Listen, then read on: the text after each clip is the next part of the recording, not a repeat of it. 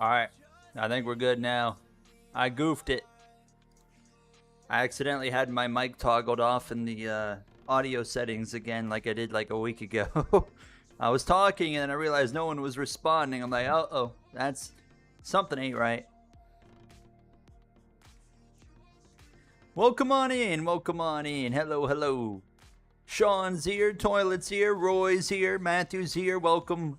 How we doing on this fine Thursday evening? We got 100% length Brickyard 400 here today.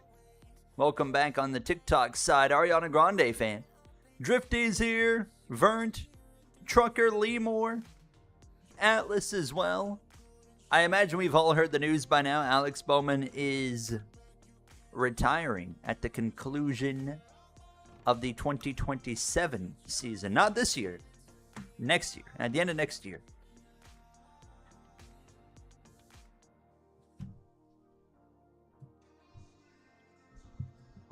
Welcome on in. Hello, hello. Hope you all having a good Thursday. Told you Pops he has to find a new driver after next year. He said Larson. Oh boy. He was a Gordon fan, then Johnson fan. Okay, so he had a history of some very successful drivers beforehand. And have you guys heard the news that Connor Zilic is like the favorite right now to end up in that 48? Which, I mean, I don't think anyone's really surprised, to be honest with you. Toast, my boy. What's going on, Toast? How are you? Nice to see you. Thomas is here. Mr. McChicken's here. Bowman retiring at the end of 2027 is shocking. I expected a new team, but not retiring. He said in his... I watched his interview with Jeff Gluck just before I came on stream, and he said that he always planned on retiring before he was 35. Do I believe that? I don't know, but that's what he said in the interview. He could be telling the truth, but I found that interesting. I guess I think he'd be 34 next year. Because I looked on Wikipedia. I was like, how old is Alex Bowman? He's only 33. So, what's up, Dello? Playing some Forza right now. You playing the newest Forza? Like Horizon 5? SVG is a championship threat in top tier equipment. I don't disagree with that. We've seen what he can do in a Trackhouse car, which is mid tier equipment. I mean, glad Bowman is leaving. What a mean thing to say, Trey. You are just afraid he's going to win the championship, I think. Because it's coming. Be ready for an Alex Bowman 2027 championship. Oh, yeah, of course he'll be staying at Hendrick. They've already confirmed he'll be at Hendrick for 27. So, hello, Brian, as well. I did listen to that song. Yes, I did. Put Corey Day in the 48. I don't think that's happening. Larson Glazer. Sounds like to me... Oh, yeah, I said Horizon 5. Yeah, I meant Horizon 6 as well. Hello, Davis. But sounds like Connor Zilic is going to be in that 48 car for 2028 so far. I don't know what his deal with Trackhouse is. Is it a 2-year deal? So he's there this year and next year, and maybe then there's that, opportunity for Hendrick to sneak in and get him? Or are they maybe still going to have to buy him out of a contract? I don't really know. But I think Corey Day, I would imagine Hendrick still has a plan for Corey Day. It's just, obviously, if Connor Zilic is available, why wouldn't you attempt to get Connor Zilic, What's up, Ostrich? How are you? Put Corey Day in a Trackhouse car. That's not a terrible idea.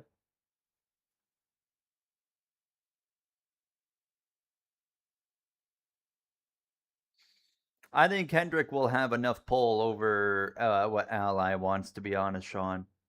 If Hendrick wants Connor Zilic in that 48 car, he'll be in that 48 car. You can guarantee that. My question is, if Connor Zilic goes to Hendrick in 2028, does that affect his Red Bull status? Because he is a Red Bull driver, but doesn't Hendrick have a team sponsor from an energy drink? I don't remember what it is. Oh, is it Form? Form Energy? They're like a team sponsor. So if Zilic goes there, how does that work? I don't know. Corey Day will be a 2-time champion someday.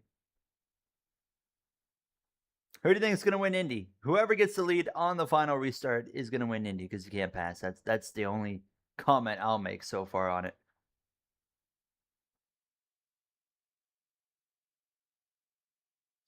Get Corey Day to race for the 48 and take Connor to the O'Reilly Series. My man, you got to be patient. Connor is going to be a superstar, in my opinion, anyways. It's just, you got to, a lot of these rookies now that become super. I mean, Kyle Larson didn't win a race till midway through his third year, and he's in equipment that is pretty similar to current day Trackhouse equipment. Chase Elliott was in a Hendrick car. He didn't win a single race until his third year of Cup Series race. It's going to take these guys a while to win. Byron, similar scenario. When did Byron win? When was Byron a rookie? 2018, and he won, I think, his first race in 2020, and that was a super speedway. So it's not even like he just went up there and won it. It's like it was a super speedway that he had to win it at. Like, it's going to take a while for these guys like Zilich and whatnot to I mean, Hocevar, became a threat kind of in that third year as well. I mean, what's up, sports guy? How are you? Are we on PC tonight? Yes, but obviously we're not doing any multiplayer tonight, though. Unless we finish this race early, then I would consider doing some multiplayer. But did my stream deck just stop working? Nope, there it goes. Okay. Cole Custer or Josh Berry? That would be a very unexpected one.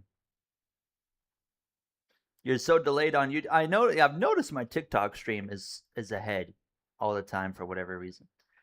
What did you think of Kyle Busch? I liked Kyle Busch, especially towards the end of his career, anyways.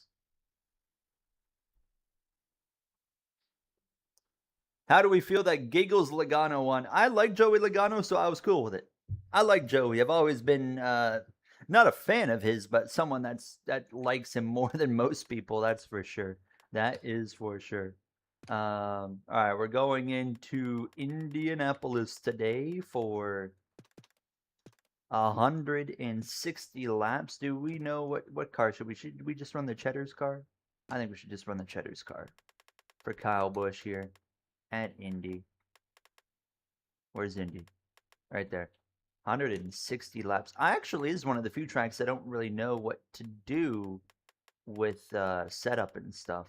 So I'll be curious to see how that's going to go. He's a good driver, but he should not be a 3-time champion. Can't blame him for, can't blame him, though, for how he won them. That's for sure. Did Kyle Busch run the Cheddar's American car here last time? Is that true? Like that one there?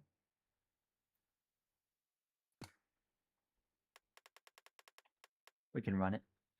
45 wedge. 45 wedge. That we're going all the way down. 15 tire pressure. Gary Owen in the 48 for 2028. I'd be down. My resume would not be great to get in a cup car, but I got a decent resume for driving on the road, in a normal car. So put me in the 48 car because I'm ready for it. Yeah, Joey Logano hasn't done anything like hateable in a long time. Like, obviously, I despise how he won the title in 24, but that's not on him. That's on the rest of the field allowing it to happen. When's the last time Logano did something stupid? Some people would say Darlington with William Byron. I thought that was warranted. Byron put him in the wall. Logano gave him the bump and run and put him back in the wall. I didn't really have a problem with that. So before that, I can't even think. Maybe 2018 with Truex, but again, that was short track racing. Moved him out of the way for the win. Who wouldn't? That was short track racing there. So I'm like, I didn't really have a problem with that either. The only time I can think of when I had a problem with Joey Logano would have been 2015 with Kenseth and, in Kansas and whatnot, personally. They don't have that scheme in the game. Okay, yeah, we'll run this car then. We'll keep this one. Reduce the front sway bar. I try to. We don't jump. We don't jump into the other stuff of the setup because then we just become too OP.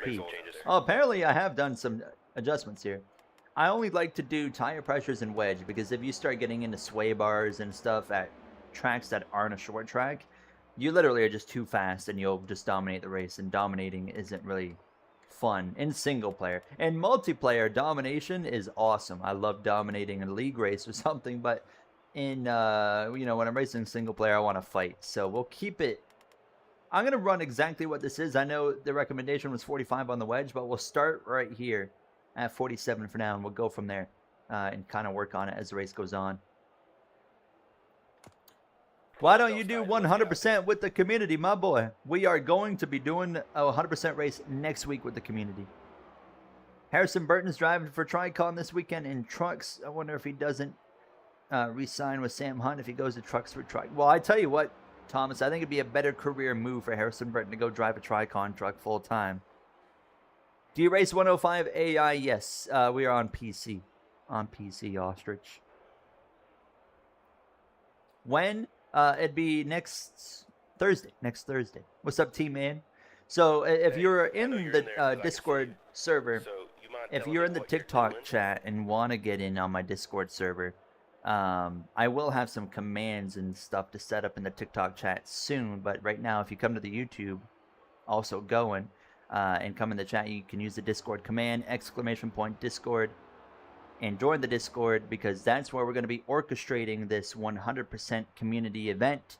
So probably this weekend, I'm going to set up like a thing where you guys can say you're interested in the event, and then from the people that say they're interested in the event, I will be handpicking who joins us, because you know, there's people that join our lobbies that just crash people all the time or hit everything, that I'm not going to be letting in that race, because we want a 100% race that's relatively clean. We don't mind a few cautions here and there, but we don't want it to just be crash fest, cautions.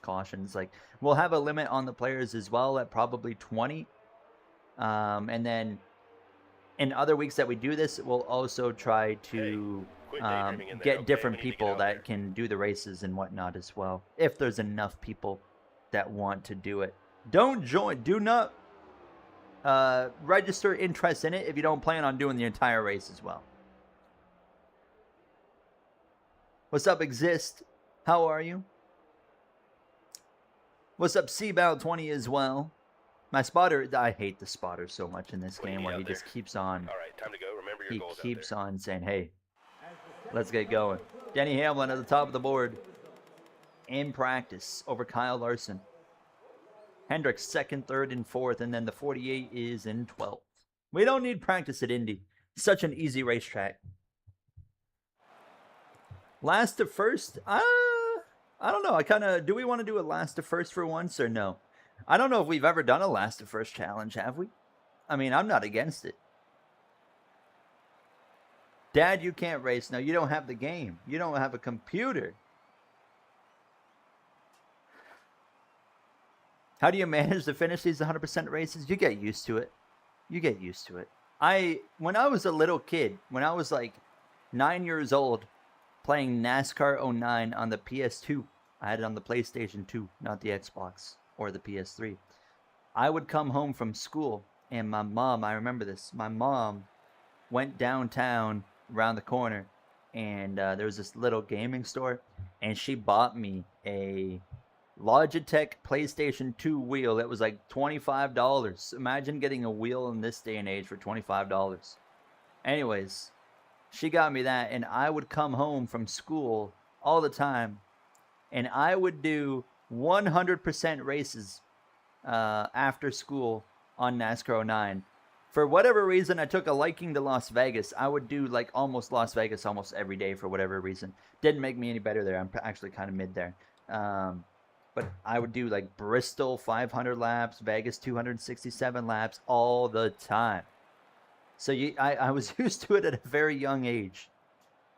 I don't know. I find a lot of fun in doing like 100% racing. What is your tips for racing on a wheel for the first time? The only tips for racing on a wheel for the first time is just practice. As well on the actual wheel itself, smooth inputs. And I've struggled with this my entire. You're not going to pay the price very much on like a NASCAR game, but if you're on like iRacing, for example, you will face the consequences of doing what I am guilty of doing. Is in the corner, you want to be really smooth on the wheel and not just like I have a lot of like jerky kind of movements on the wheel. Anytime you're doing that, it's burning more tire and you pay the price for it. So it's all about just being smooth on the wheel, as smooth as possible. But yeah, just practice with that. I am ready for gameplay next week. I'm excited for the NASCAR 26 gameplay trailer. The 29th, right? Or is it 28th? Either one. Exactly, Dad. I had some A's here and there. English class. I know how to speak English. I was good at that. History, actually. I got an A in history once. I was pretty proud of that. All right. Do we want to do a last to first challenge? You guys let me know right now. Or are we going to qualify? He has completed a 100% race in Heat 5 in Michigan where you led every lap, lights to flag. And I was the only car that you literally lapped everyone at Michigan. Did you not get bored? That sounds boring. I would get bored of that. Last to first. Roy says qualify. Andre says do a last to first. 18th. What race will the 100% online lobby be? It would be it'd be a safe race to kind of figure it out and see if it works. So it'd be a 1.5 miles, probably like a Kansas or a Vegas. Guaranteed we'd do like a safe. We would do a safe race. Last to first. Okay, more are saying last to first than are saying qualifying. Although there is a few qualifying. But we're going to do a last to first. Honestly, to probably make it more interesting, especially at Indy.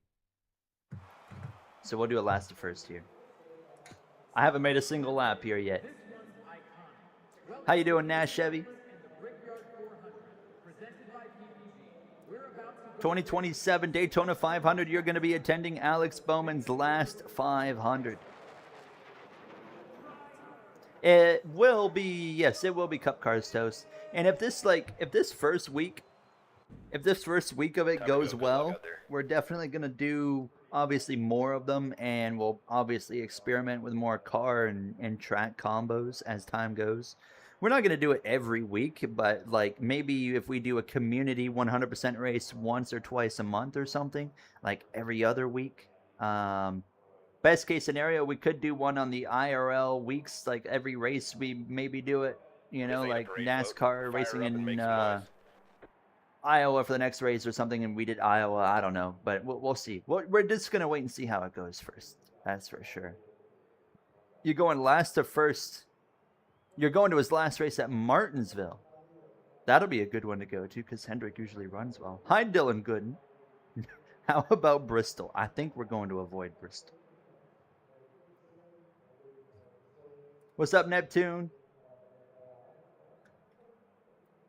Hey, Bs are good. Bs are fine. Flip the switch and get it going. It would be PC. I feel like if we did it on console, it would get pretty wild. But I'm not against console. There might be a console one that we do at some point. So I will say that. All right, let's get ready to go racing here. Who's on pole? That's a good question. Who is on pole? 10-4. William Byron. Byron, Hamlin, Larson, Elliott, and Wallace. Then you got Brad, Reddick, Buescher, Blaney, Briscoe, the rest of your top 10. Actually, I'll just scroll through this really quick so we see. Where is Busch start? I am Kyle Busch. Yeah, I am Busch. So Busch would be starting dead last here, all the way at the bottom of the field. You don't want to be a rolling chicane. Now, I can say if you want to join that 100% thing, you don't need to be fast. Don't need to be fast. You just need to be clean. That's all we care about is if you're clean. All right, let's go. What's up, Colton? Who do you have winning Indy? Literally, I mean, I can list off a few names, but like, speed is not going to matter in Indianapolis. It's literally just getting the lead on strategy or on a restart. Whoever's leading out of turn 2 on the final restart, it could be Cody Ware. If Cody Ware was leading out of turn 2 on the final restart at Indianapolis, he's going to win the race. They ain't passing him. You just simply don't pass at Indy. Unless it's a fuel mileage scenario where they're, a lot of the guys are having to lift, and then someone that's not saving fuel, they can pass, like Larson did in 2024 But if everyone's going all out, nobody's going to be passing. So ask me who's going to win after what we think's the final restart on Sunday, and I'll tell you who's going to win the race. I do not remember his Richmond last the first win. What year was that? You've never played a NASCAR game. Indy is like Monaco for NASCAR. Absolutely. Absolutely.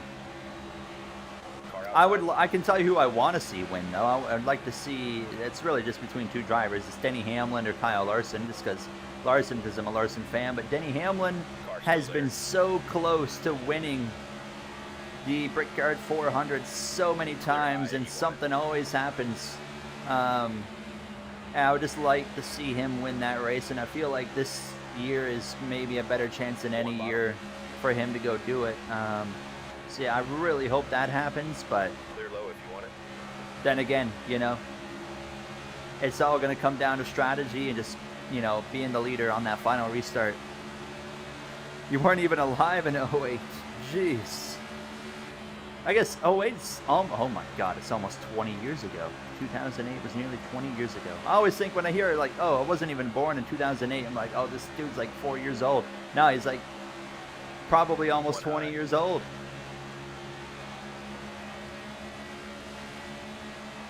What's up, Joshua? Stay low. You mean almost like a league, Austin? Something like that? We would have to do some kind of incentive. I don't know what it would be, but we'd have to try. We'd maybe try something. But I can tell you, I'm never going to run an actual league. I have zero interest in running a league. I'd be a terrible league owner. But yeah, I have zero interest in being a league owner. Outside now. I don't like having to manage a bunch of drivers and tell them, hey, this is how we're going to do things here, and have to be that one that penalizes people and stuff like that. That is something that does not intrigue me in the slightest. I like to be the guy that races in the league instead. Who do I have winning Iowa? Oh, there's an easier question to answer, maybe. How about Ryan Blaney? Outside. Clear outside. Didn't he win there last year, or was it the year before? I know he's won there at least once.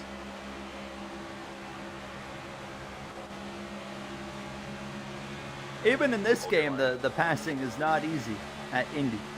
Outside door. Amazing lap, driver. That is true. I tell my dad what to do on Sundays. Stay low.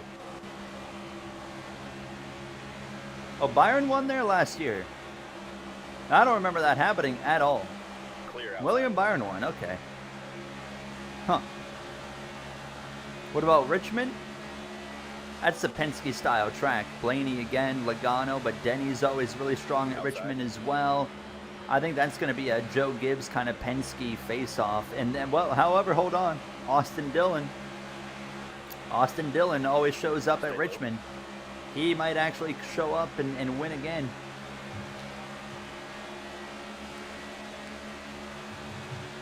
Stay low.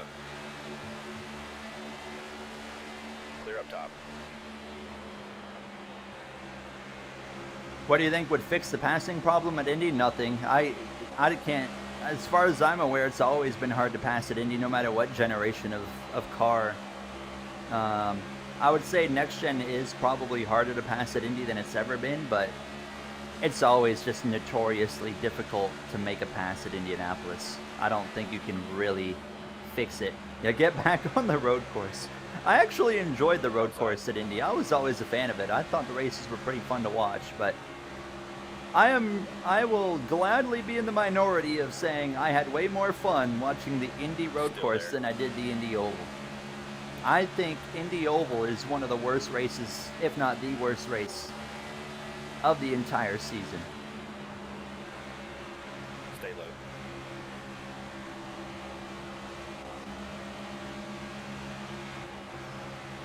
Remember the curb disaster at Indy Road Course in like 2021?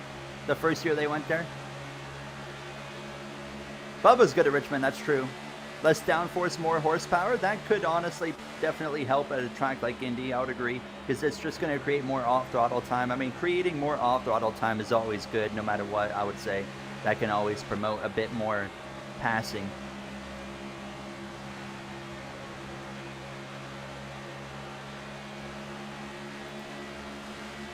A 100% Daytona race. Have you seen how people race online at multiplayer for like super speedways? That would be a disaster. You were there when it happened. I bet that was awesome to experience. That was such a freak accident. But I thought it was hilarious. But One on the bottom. then next gen, of course, came around, and the Indy road course wasn't as good as it was the first year, but I still enjoyed it way more than this right here. It's just, the Indy Oval is just so boring to watch. It's one of the very few Cup races where I actually am bored.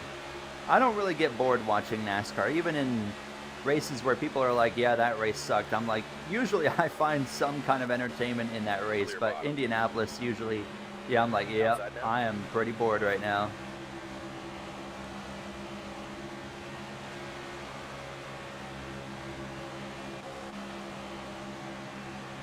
How many laps we're doing? 160. The curb incident, it took out like quite a few cars.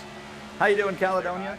And then I remember, so they went red flag. They fixed the curb after, I don't know how long it took them. It took them a decent amount of time, and then they went back racing, and then I think they had another crash immediately in the same section because going through that chicane in that same spot, someone jumped over the curbing. Car high? I can't remember who it was. I feel like it was maybe Austin Dillon, and then they wrecked again, and then they went to another restart, and someone else went through there and jumped over the curb. It was insane. It was absolutely outrageous, but I don't know, I'd rather watch chaos than absolutely nothing happening at an oval. We're talking about the 2021 road course race for Indianapolis. Oh, we got a car around. That's Bowman. That's Alex Bowman, I think. Yep, that is Alex Bowman. That is really unfortunate. On the day he announces he's retiring, Alex Bowman goes around. We don't usually have an AI crash that far down the road. William Byron out front.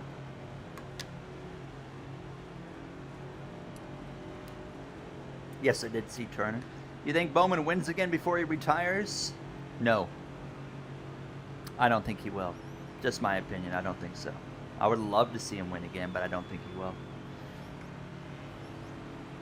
At least they're finally fixing the road course penalties. I agree. I will be testing whenever we get to play NASCAR 26 in like whatever, September, whenever it is. Pace cars off. Well, there's going to be two things that I'm going to be testing first. Road courses and the track limits will be one of the first things I test. The other thing will be, Green. do the Inside. dynamic tracks actually change the racing as the race progresses? Because that's going to be important. Hold your line. One on the bottom. When did Scump start racing? You're talking about the Call of Duty streamer? A legend? Mr. Optic One on himself? the bottom. Clear low if you want it. I'm going to go with Blaney for the season tournament. But Gilliland actually has a good record at Indy. I saw he's finished 6th the last 2 years here. They said, yeah, they did. Oh, I know they said it changes the racing, but Clear low if you want it. what they said, I know they said that, but we got to test it to make sure that it actually does change the racing. You know, I've heard many things, not in just NASCAR games, but in games before, where people say this is what it's going to be, and then you get the game, and it's like, oh well, that's not actually what you got. But so that will be one of the first things I test. What's up, October King?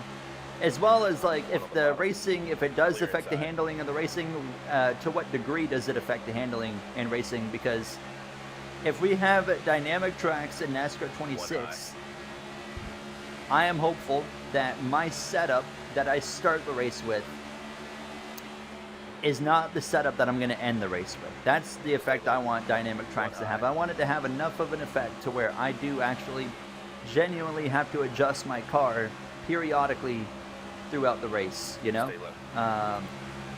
Where, you know, through wedge, tire pressures and stuff like that. Outside now.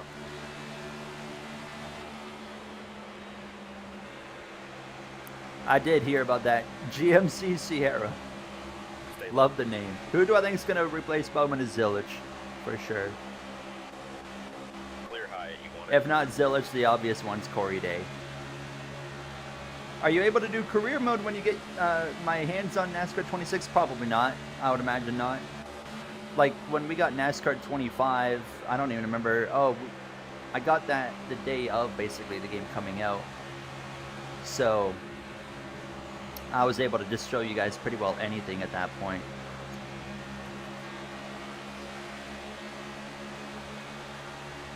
Yeah, I do wonder what kind of so if the dynamic tracks have more of an effect on the cars, well, they give us more options in the pit lane to adjust on. I don't, because like, I don't think it'll go that deep. Probably not. What else can you adjust? Like, what can they? I mean, I know, of course, in desperate situations, you know, teams can, you know, change the springs in the car if they're that desperate and stuff like that. But I highly doubt they would bring stuff like that into the game. Clear inside. My expectation for dynamic tracks in NASCAR 26 is, yes, the tracks will change over time. Yes, the handling will change over time. But it might not change, like, a lot. Like, because it is, at the end of the day, it's not a sim, right? It's going to be more of a simcade game. So I feel like they're not going to have it change a whole lot. But it will change to a degree where, like, yeah, you might have to make an adjustment or two to keep up with it. That's just my expectation. I could be... I'm so tight. Oh, my goodness. But, yeah, I could be completely wrong. Jeez, I got so tight right there.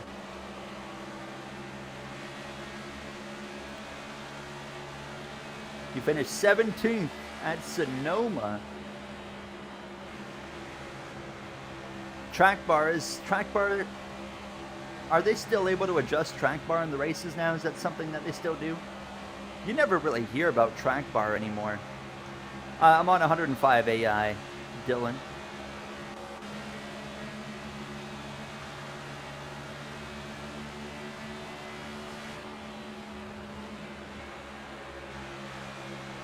St. Pete will return to trucks next year. Is that confirmed? If you were to do a 100% race, which track would you recommend? Well, not this one. Not this one. I would say do... You know what would be a fun one, actually, is the next race after the Brickyard. I would do Iowa. Or like a New Hampshire. That'd be a treacherous one.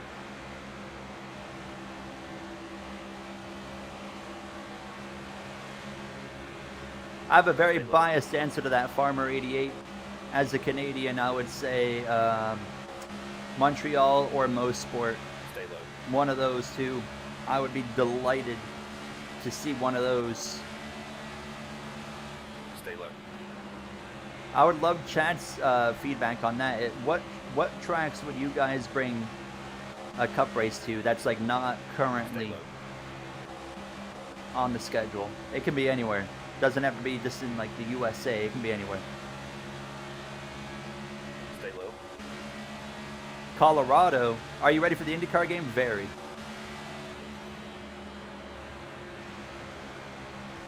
Clear outside. There's some cool tracks in Australia. If NASCAR was willing to go overseas for a fun race, there's some tracks in Australia that I think would be really, really cool. Surfer's Paradise. You guys know those iconic supercars clips where they're hopping up over the curbs and then landing like literally like right next to the wall? That's Surfer's Paradise. I think that'd be really cool. Sao Paulo, yeah, Brazil would be really cool. With Interlagos, I agree. I think that would put on a great cup race.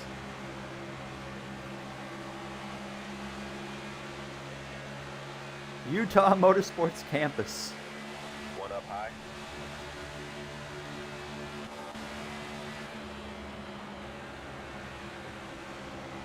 Clear, clear. Yeah, there's no tape adjustments in the game. Well, in Cup Series now, you can't. There's no tape anymore. But obviously, I guess in the lower series there still is. But they don't represent that in the game. Kentucky. I never really enjoyed Kentucky. Kentucky was such an odd mile and a half. I never really enjoyed the races there. But I mean, maybe in next gen it'd be different. I don't know. One up high.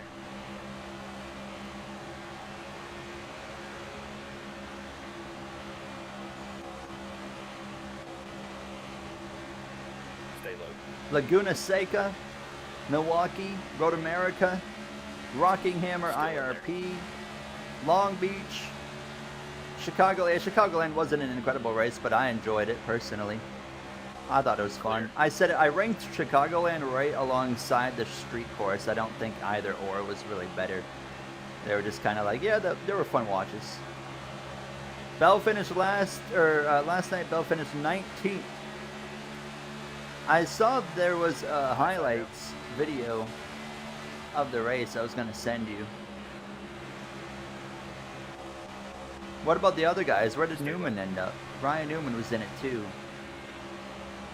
Clear all around.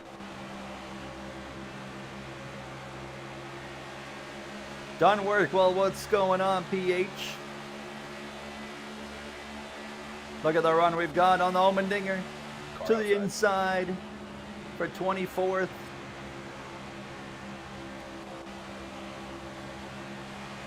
Still in there. Clear up top. You having spaghetti for dinner? Oh, I do appreciate that.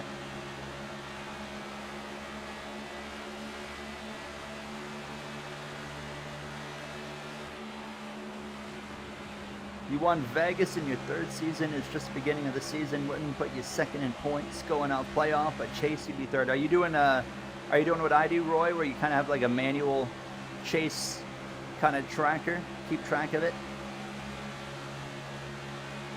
More unique street courses. I would like to see some more street courses as well. Not like, you know, all in the same year, but just like, let's just keep kind of shuffling it around on where we're going. I'd be okay with 2 street courses in a season, but I wouldn't do any more than that. I would limit it at 2. I am Tanner.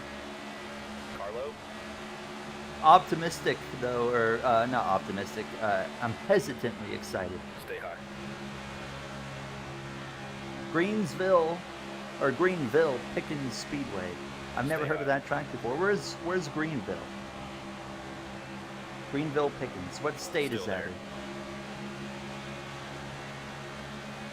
The Clash to the Sinoval. Yes. Clear inside.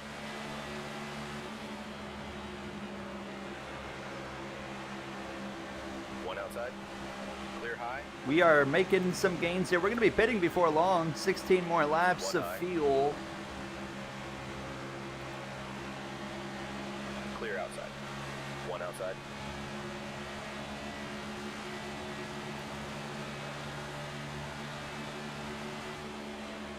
Oh, since South Carolina. Okay. Still I see. there. You're all clear. Forgive me for my lack of American geography, of course. Not being an American, I have no clue where, when someone mentions a location, most of the time I got no clue where that is.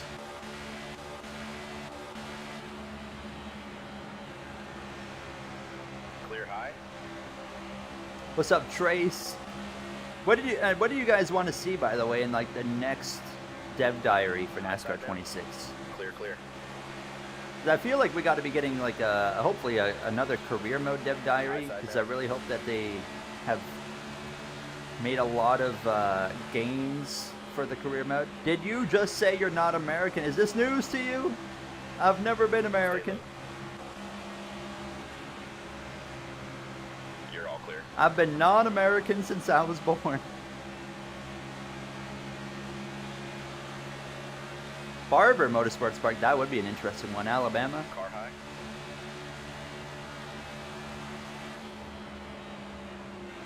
You found me from Sloppy. Oh, I see. Yeah, I'm not American. I'm Canadian. Stay low. Shout out to Sloppy Joe. Clear outside. We love Joey Stone here. Him and I might be recording a video very soon, within the next month or so. We did a collab video a year ago on NASCAR 25, and we're looking to kind of repeat that for NASCAR 26. Some sort of silly season feature, paint booth updates, fantasy track or two. I think the one that's got the highest opportunity is the paint booth. Would be my guess. We are on PC, not on PlayStation nor Xbox.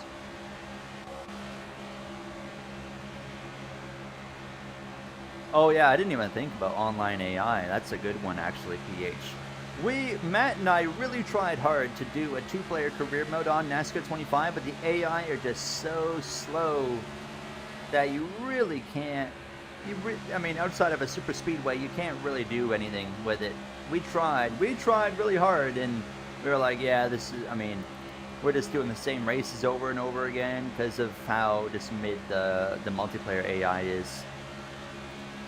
Thank you, Brandon. Welcome on in.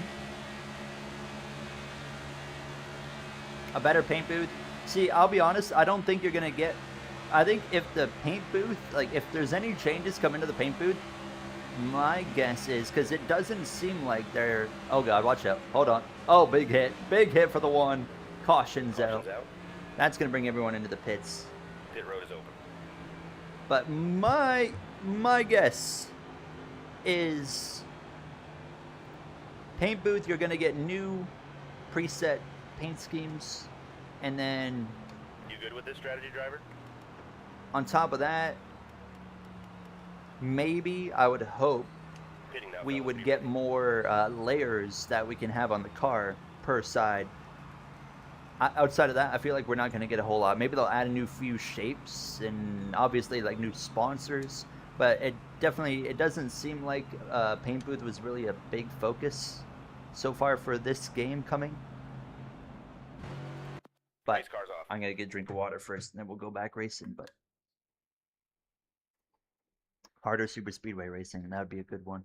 I was playing NASCAR 21 Ignition today, by the way, for a video that's gonna go up tomorrow. And the first thing I did, I was kind of bringing up, okay, what did this game actually do better than NASCAR 25, for example? One of the things was the paint booth. The paint booth, you had 300 layers per side. On the hood, 300 layers. On the left side, 300 layers. You know, the bumper, 300 layers. Total, you could do 1,800 layers on a car in the paint booth in NASCAR 21 Ignition. In NASCAR 25, you can do, I would say, around, okay, left side. Is it 7 or 8 per side in NASCAR 25? So you can do like 7. I think it's 8. 8, 16, the hood 24, bumper 32. I think the front bumper. Oh, it's 7. It is 7. So let's just round it around to 50. You can do in NASCAR 25. You can do around 50-ish layers for the entire car. 50.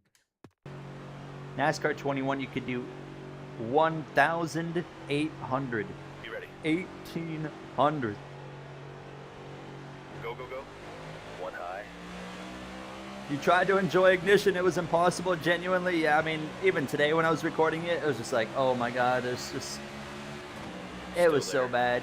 The only positives were the paint booth was way better, and I mean, but better is not even necessarily the right way to say it. Just it had more customizability, which I guess does make it better. And then the replay mode, and you know how you could kind of like view other cars. You could spectate any other car you wanted in the replay mode, which that is something that I really like. That was pretty well it. Everything else kind of, you know, sucks about that game. The AI just ruined that game.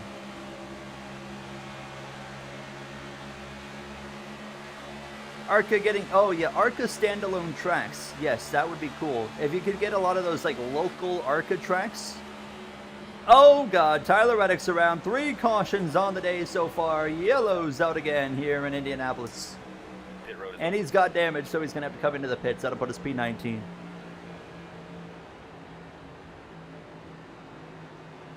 You don't know how that game got the green flag to release. I will tell you, it's probably wrong. It might be wrong, but just the fact that NASCAR games have a contract of like, you got to get a game out every year at that time. And then, you know, they had to put it out.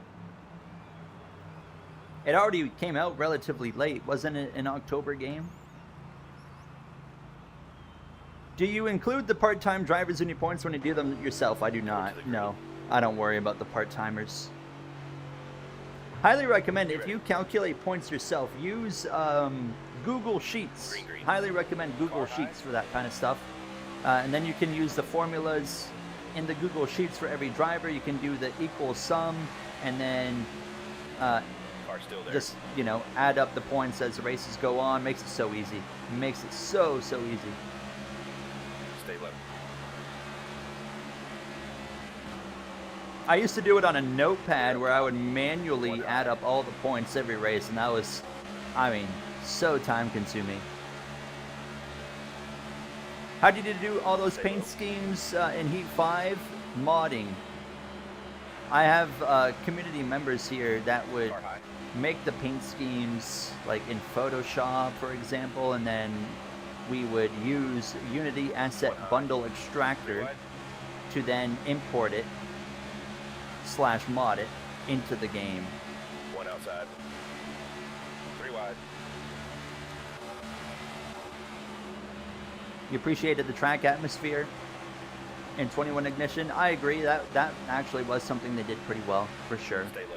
One thing I was a little bit disappointed was Clear in the outside. dev diary when they showed the pre-race presentation outside of the driver climbing in the car. It looked exactly the same, and I was already a bit disappointed in the pre-race presentation from this game, and it looks like we're just getting the same presentation, unless that's just a placeholder. I don't know.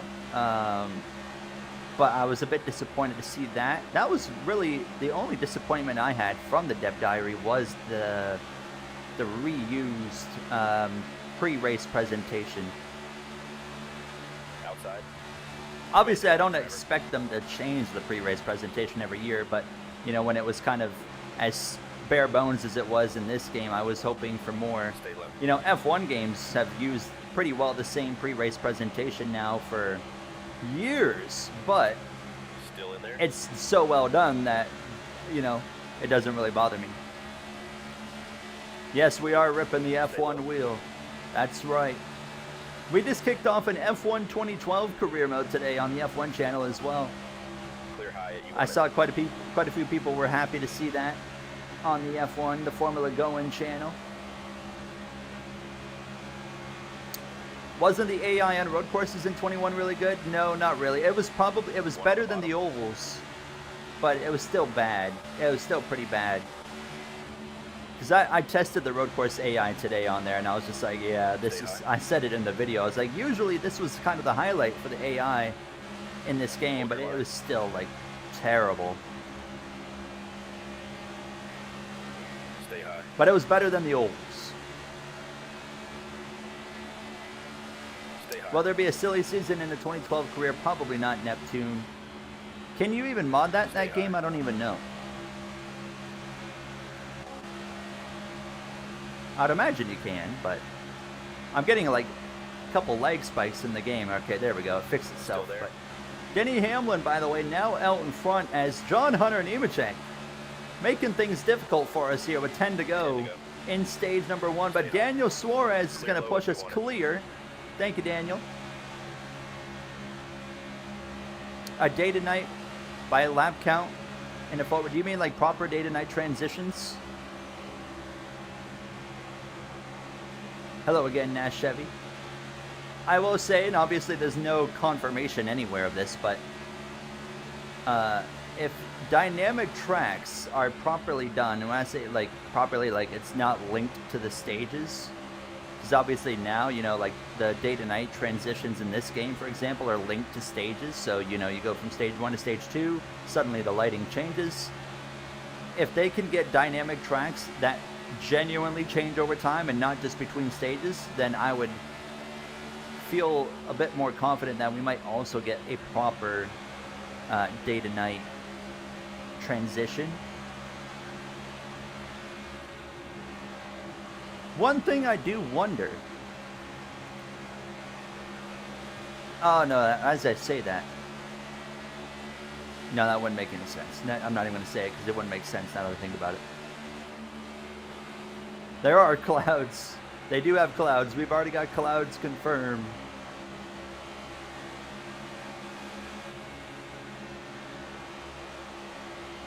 Like Forza Motorsport, yeah, or iRacing as well with the actual day-to-night transitions. Jax, hello there. The voice sounds extremely familiar. Driver, that was your How first are lap you? ever. Nice to see you. Thanks for Outside. popping in.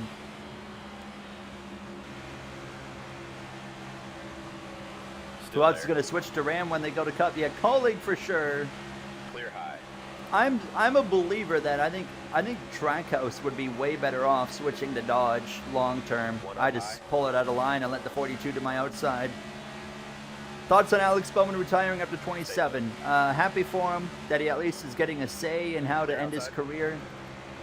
It is a bit unfortunate. It's kind of coming after a lot of, injuries and health issues with like vertigo, and then, he had the concussions and the back injury. Like, it's been a rough way for him to kind of wind down his career, but I'm glad he's still at least getting to have a say in the end of his career, because, a lot of drivers aren't fortunate enough to kind of say, hey, I'm going to hang up the helmet here, Some of them it ends due to a concussion, Kurt Busch, for example.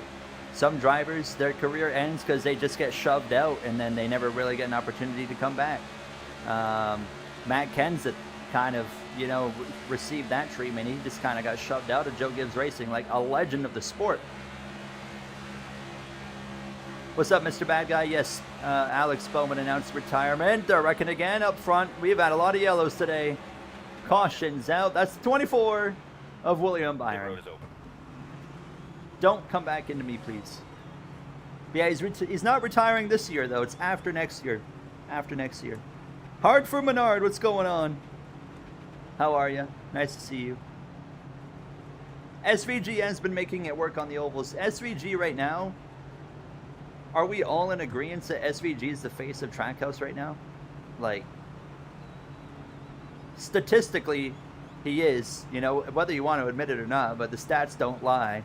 He is absolutely the guy at Trackhouse right now, which is absolutely insane to think about, because Ross Chastain, Coming to the I think it just shows how good SVG is, because Ross Chastain is like a proper talent. Chastain is a very good NASCAR driver. And SVG's just, carrying right now. Honestly, that 97, that team has no business being where they are, in my opinion. I don't think, and he still could miss the chase, because we've seen SVG go from running where he did in North Wilkesboro to a week later, he might run 25th all day. Green. What was the Inside podcast, Trace? What one? Do you remember? Put Chastain in the 48. That would be interesting. Chastain is talented enough to belong in a top ride, that's for sure. But I think also Shane Van Gisbergen right now is showing that he's talented enough to be in a top tier ride. If you put SVG in a Hendrick car, for example, it'll never happen, but or a Joe Gibbs car, or even a 2311 car, like, I think he's going to be a weekly threat on ovals. He's probably, he might only win once or twice, but he's going to be a top 10 guy. And you take him to a road course, he's probably going to just absolutely clean the field. I think SVG, and I don't know, a lot of teams, that's why if I'm a top team, I'm genuinely making an attempt to get SVG, because I don't want another top team to go get him. One low.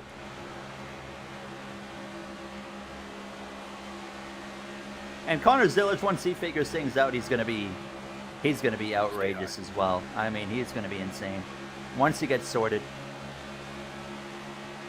Yeah, Hocevar, I mean, as much as I criticize Hocevar, he absolutely, you know, Inside. makes those cars run better at Spire than they probably have any One business low. running. Suarez is actually, I mean, Daniel Suarez has gotten more out of a Spire car this year as well than those cars. I feel like McDowell kind of runs right where you would expect a Spire car to run. Suarez has gotten more out of it, and Hocevar has gotten a lot more out of it. Clear low. Outside. The speed one. Oh yeah, they had Caitlin Vinci on it this week. She's Harvick's podcast partner on his other podcast. I listened to that episode a few days ago. I've already got all my NASCAR podcasts taken care of for this week. Usually it takes me till Sunday to finish my podcast for the week, but I've already gotten them all listened to.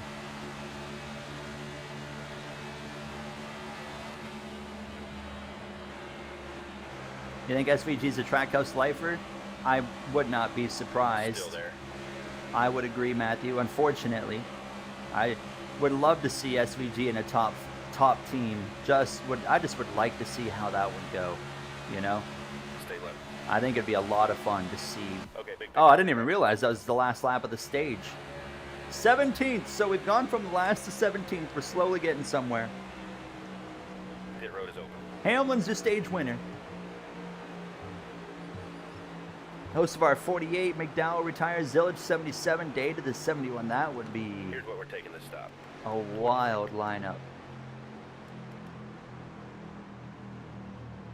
You think Denny's going to dominate the Brickyard? I would be okay with that. All right, be up on the wall and be ready, fellas. All right, we're going to get 4 tires.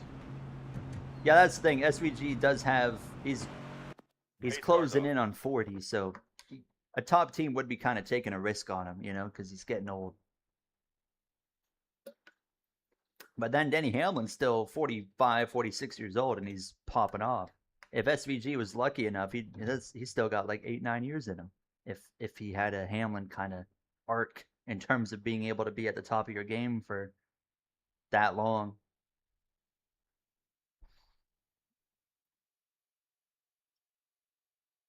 If Denny wins 5 races, let me see that on his car in career mode. Are you talking? Oh, you saw my tweet about the win stickers? Wouldn't that be cool to have win stickers in the game? So you win a career mode race, the game automatically puts a win sticker on your car. I think that'd be cool.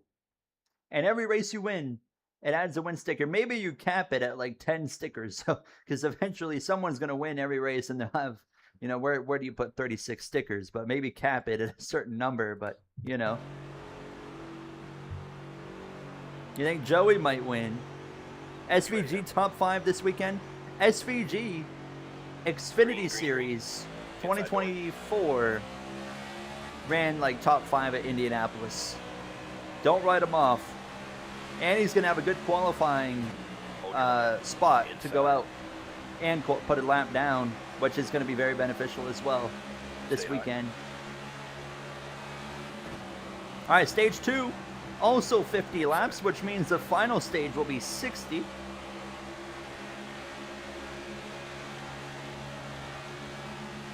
Do you think Hamlin's going to retire after next year? I still could see it going either way. He seems pretty set on that he will retire. Like, I listen to his podcast every week, and he seems pretty set on that, but I still think it's a 50-50. It could go either way. Car still there. Have you watched Rising? What's Rising? I've heard of it, but what's it about?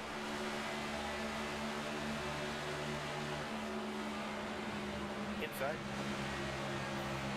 Oh my goodness, John Hunter Nemechek. My man. My man. One low. Just said, I am coming across your nose. Hang on. You're all clear. One on the bottom. Yeah, he'll be 47.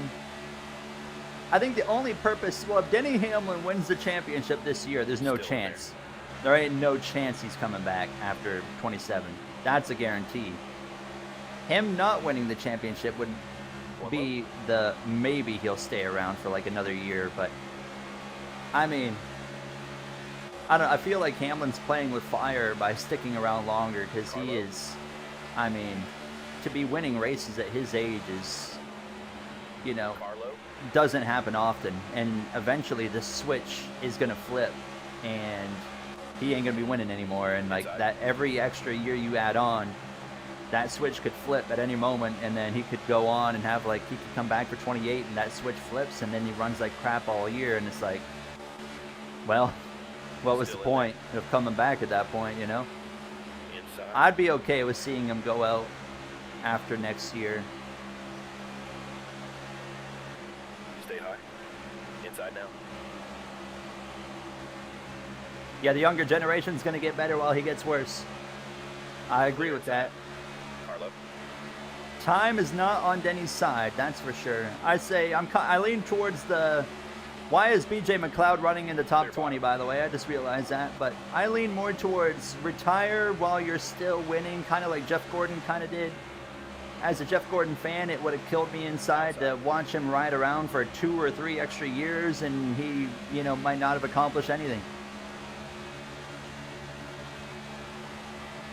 Stay low. Hi, Austin.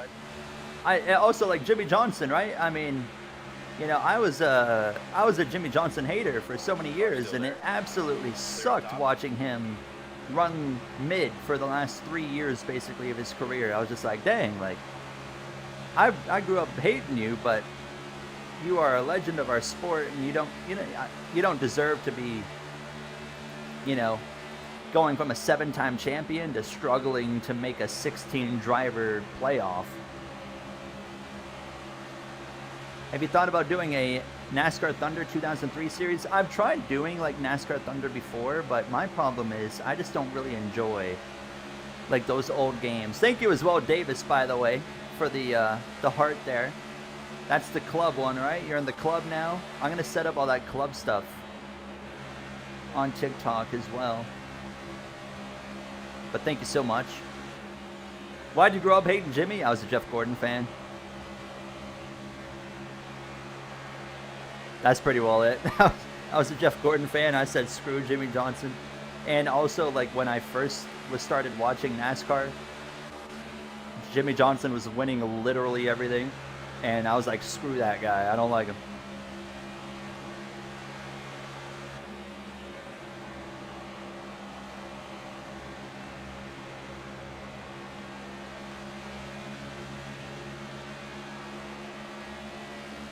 You wish that caution didn't come out last November? I agree, brother. It was an awkward scenario because, you know, I'm a fan of Kyle Larson. I'm a fan of Denny Hamlin. And I mean, my dad was certainly happy because he's a Larson fan.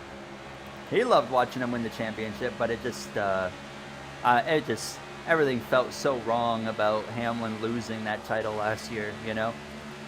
Like Kyle Larson, that's how you knew it was time for the format to go, though. The playoffs, it was time because, you know, Kyle Larson would have won the championship in the other formats, right?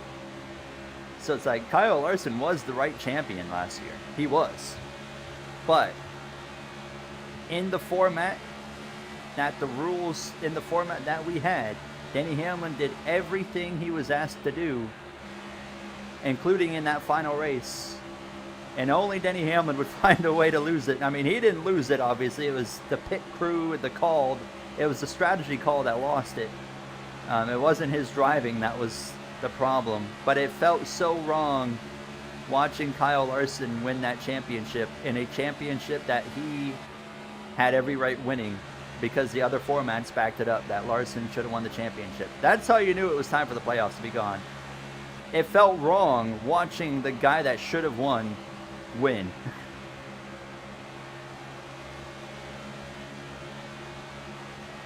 Your dad was screaming up and down when Larson won. There goes my dad in the chat. Tires. I will never forget. That is a memory that will stick with me for the rest of my life. Was when on that final pit stop, watching Larson take 2 tires. And I was like, surely the 11's only going to do 2 here, right? And I was like, if the 11 takes 2, it's like an automatic championship. I'm like, there's no chance for the 5. And then watching them go over to the left side of the car to do 4 tires, I was like, there is no way that they're actually doing that. And sure enough, they did it. And that was what lost him the title, was taking 4 tires. I could not believe it. And then once the 48, as soon as I saw the 48 was lined up in front of the 5 for the restart, I said, well, that's definitely over now, because the 48 is going to let the 5 just roll right on by. And that's going to screw Hamlin even more. Oh, man, I feel so bad for Denny there. That was terrible. Clear, clear. You were left without a driver for a few years, even with his one-offs. You went from Johnson to Hocevar. That is such an opposite end of the spectrum. You go from Johnson, who's like Jimmy Johnson's probably one of the cleanest drivers in the history of NASCAR. I mean, you have to do a lot for Jimmy Johnson to rough you up. And now you go to Hocevar, who's like the exact opposite, you know? You don't have to do anything for Hocevar to knock you out of the way. That is one heck of a flip.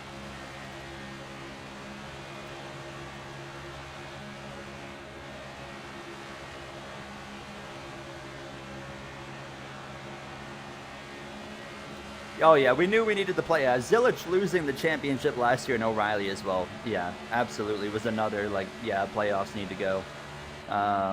Or Logano in 24, you know. Like, Kyle Larson won 6 races in 2024. He didn't even have an opportunity to race for the championship. Like, that was the year Larson should have won the championship in 24 as well. If you put $5 on SVG being the best Chevy this weekend, you get a $105 payout.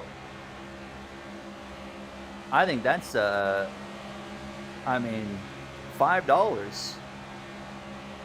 That's a risk I'd be willing to take. I don't think he would be the best, but it's like, well, look at the possible outcome, though.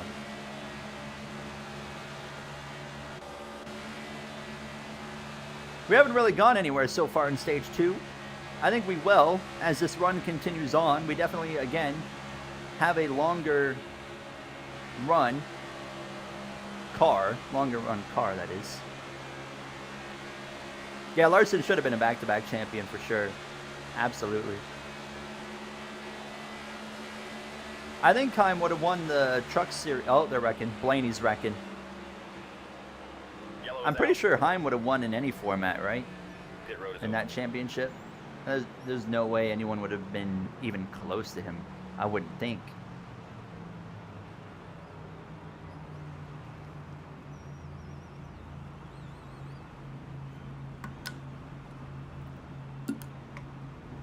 I think we're going to be cooking here in Neptune on this restart. I think we're going to start moving forward here. Hamlin still leads. Heim almost didn't win. That's right. He nearly lost it. It was close, Davis. It was. Imagine, man, it would have been. It was already a bad weekend with the way Hamlin lost and the way Zilich lost. But imagine if Heim also lost. Oh my goodness. We would have gone 3 for 3. That would have been insane. And he was so close to losing that championship. Yeah, he had to make one of the most insane moves ever to pull it off. Stay high. Inside now.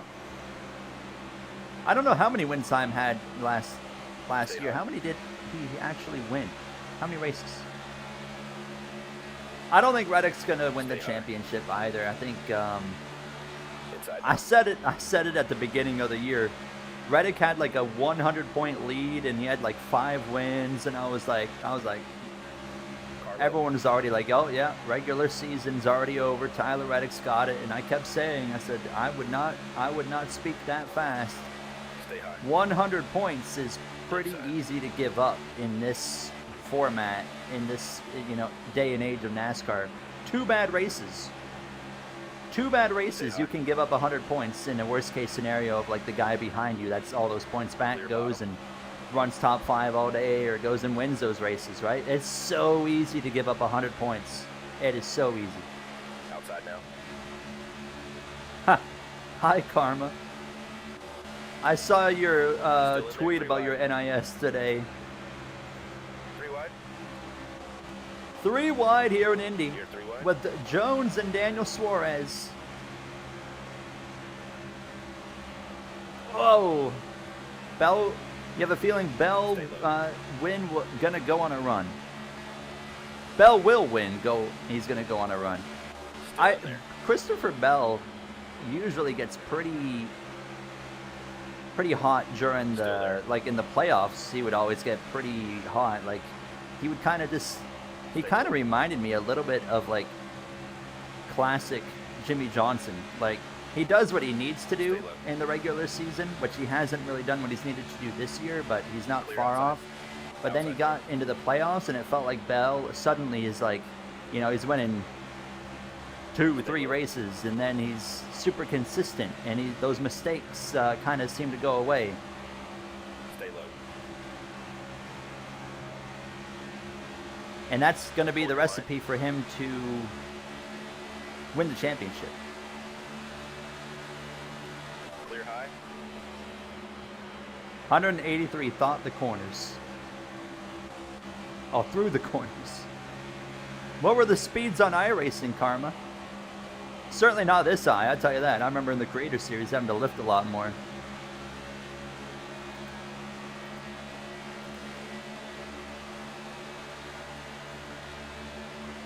Will you play NASCAR 26 online lobbies with the PlayStation guys? Of course, because it's cross-platform, remember. So we'll be able to play with literally everybody for NASCAR 26. What's up, Deb the Dude, man? Yeah, Bell's going to be a champion for sure. Bell is definitely in that category of not if, it's just when. He's going to, one of these years, he's going to win the championship for sure. I think you could even argue Chase Briscoe right now could be in that conversation. And it could be this year. I think this year right now, I mean, I don't think there's a clear favorite right now. It could be Denny, it could be Briscoe, it could be Bell. Don't rule out Ty Gibbs. Dare I say it, as much as it pains me to say that. Don't rule out the 54. He's been quite consistent as well.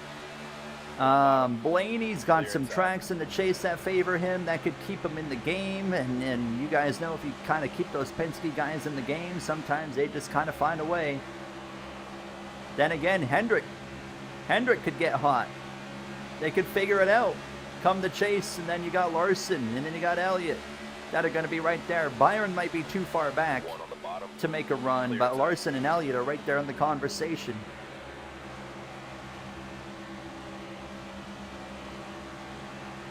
I don't think so, Mr. Bad Guy. I don't think you'll get that. Toyota is so good right now. I myself don't care because I know it fluctuates. Like we're gonna have, you know, it could be next year where Chevrolet dominates. Then the year after it could be Ford. You know, that's just how it goes. So I never really take issue with a manufacturer dominating because that's just how motorsport goes. You know, we'll have the years where Chevrolet is the top team or top manufacturer, and vice versa with Ford. Logano championship incoming. It's an even year, Deb the Dude, man. Car outside. Watch out. There's still enough time where if that 22 team goes on a run, there's still time. They could do it. I don't want them to do it. I don't want them, but if we've learned anything is you don't count out Joe Logano. They always seem to kind of find a way.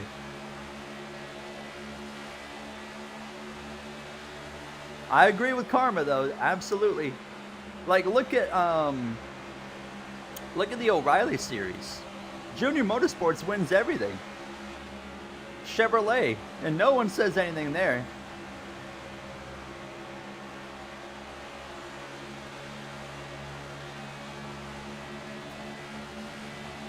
Yeah, Larson's been having a great year. I mean, aside from the fact that the last 3 races haven't really gone his way. Wilkesboro really wasn't his fault. That was just a pit road mishap. And they did fix that car, and he was actually running really good after that. Atlanta was his fault. What was the other one? Chicago, well, I guess that was his fault too. He self-spun there. Suarez championship, I would love it. Yes, sir.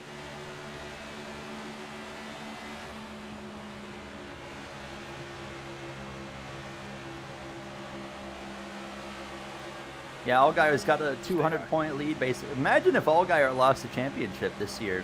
Oh.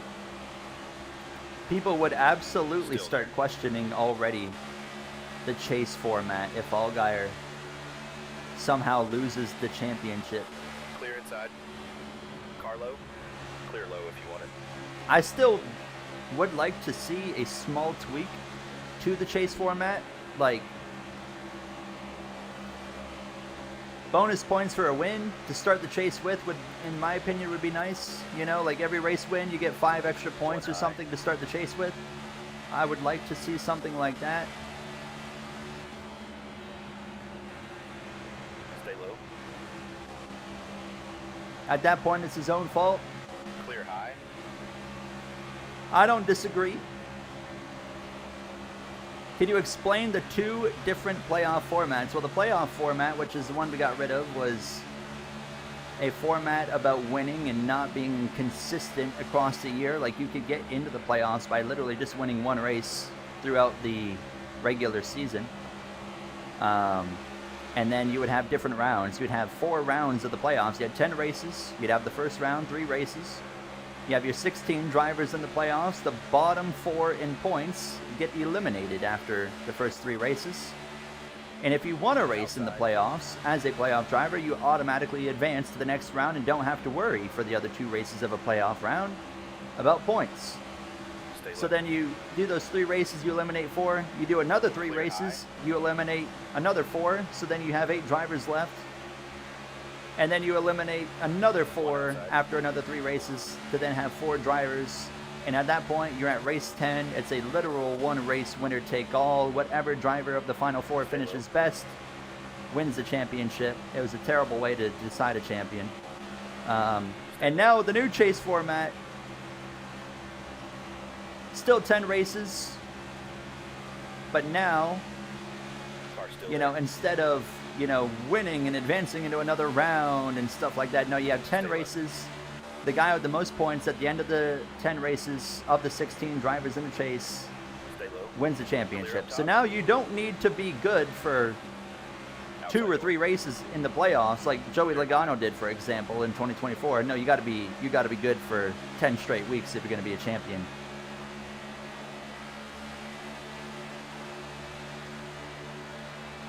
Garrus Warren, how are you?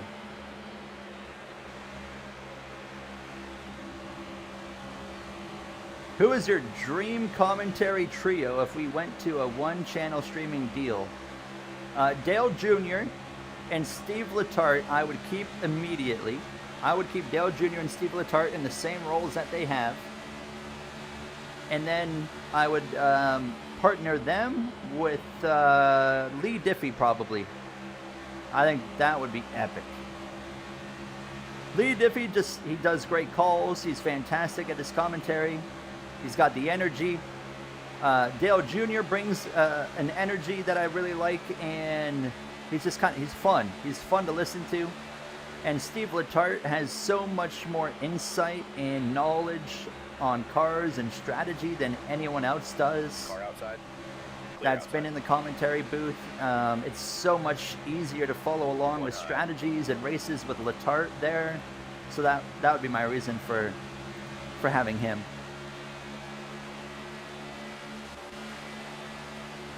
We're making moves. Oh, we are going to have a really... Brad Keselowski is just going to just run straight into me. Blaney could be a solid pick to still be a championship threat, I would say.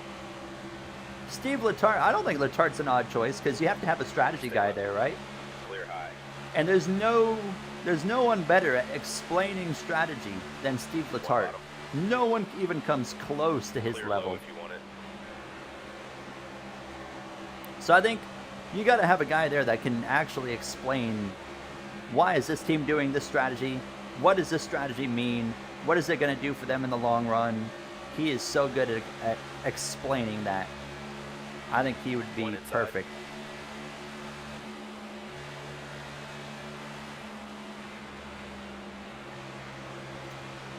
Time is 14th in truck points. He's ahead of, he is ahead of a bunch of full-time guys, that's right. Clear low if you want it. Car inside. That's true, Vern. I don't think a lot of people give Logano enough credit. Like if we never went to the playoffs and we just had the chase format, because like when the playoffs went away, they're like, well, Logano ain't never winning a championship. I'm like, well, actually, with the chase format, he would not be any less successful than he has been, actually. Inside. Clear bottom. Speaking of Logano, we're going to be 3 wide here. Oh, he's going to be clear. Inside door.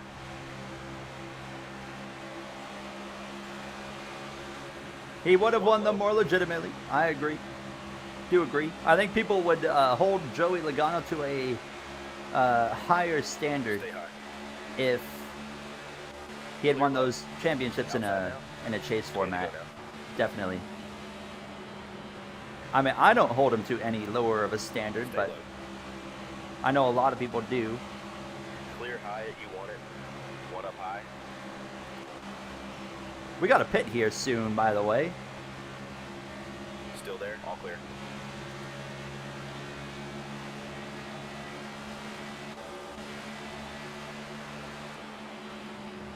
Hamlin's still leading over Bubba. We got some good long run pace in this number 8. You're so good at driving in this game. Hold your line. Well, thank you. Stay low. Who do you think is going to win Indy? Trey, like I said earlier, Outside. whoever's got the lead out of the final restart, that's your winner. That's your winner. Outside door. I don't care if it's Cody Ware. If he's leading out of the final restart, out of turn 2, Cody Ware's winning that race. Unless he completely blows a corner, but which it could happen with him.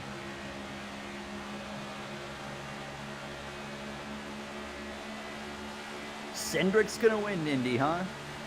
Stay low. Clear high. Cindric is an interesting Outside. pick. Is there a reason you say Austin Clear Cindric? high. Elliott, I could see Chase Elliott winning, but I don't know. I think Toyota is going to have the power at Indy. You know, I feel like that's if Chevrolet is struggling with like straight up power, you're going to see it in Indy. It'll be interesting. I think it's going to be.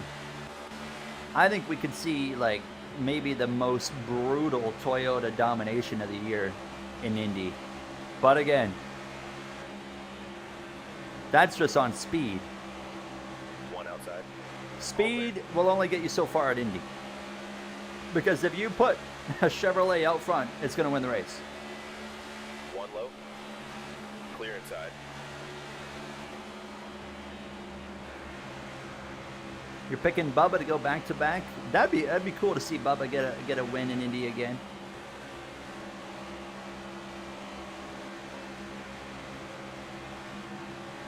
Blaney's got a shot for sure. And as well, last year, Joey Logano was in position to win the Brickyard 400.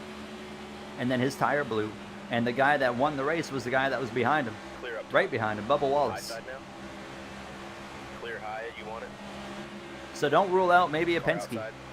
Sean Hunter Nemechek will win. Oh boy, that's a brave one. Stay low. My dad told me if I pass Larson, I can't come to visit anymore. Well, I already passed him. Sorry. I'll be there Sunday still. Stay low. Hopefully. I'd like to see 2311 go on a tear. Can we give some credit still again to Riley Herbst? Clear. I know, like, One up high.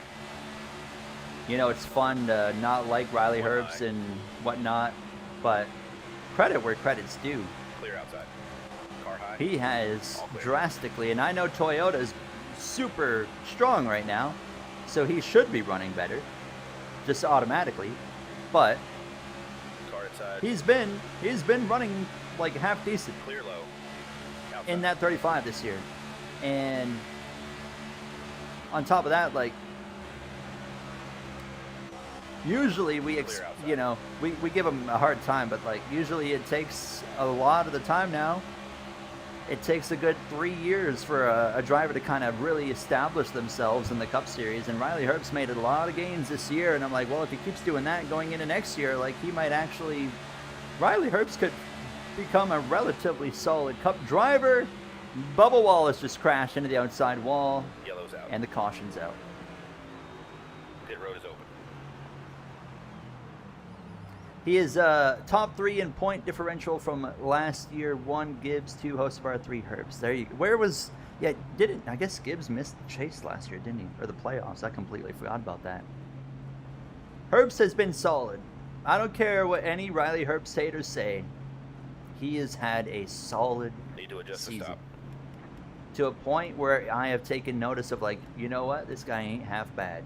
If he keeps improving and keeps doing what he's doing. Sounds good. We're coming in, fellas. And obviously we know, oh my Base God, bars off. Tyler Reddick stayed out. Oh boy. But obviously we know he's going to go to Legacy next year. So I'll be curious to see how that's going to kind of change how he performs in 2027. Heim is easily destroying him in his starts. Actually, statistically, I think Heim's beat him in less races than he started. Does that make sense? More often, Herbst has actually finished better than him in his starts, if I'm not mistaken. I know he's got the win, and he's probably outran him, as he should. Corey Heim is... Riley Herbst is like a solid talent. Corey Heim is a generational talent. So Corey Heim should absolutely be outrunning him no matter what, by default.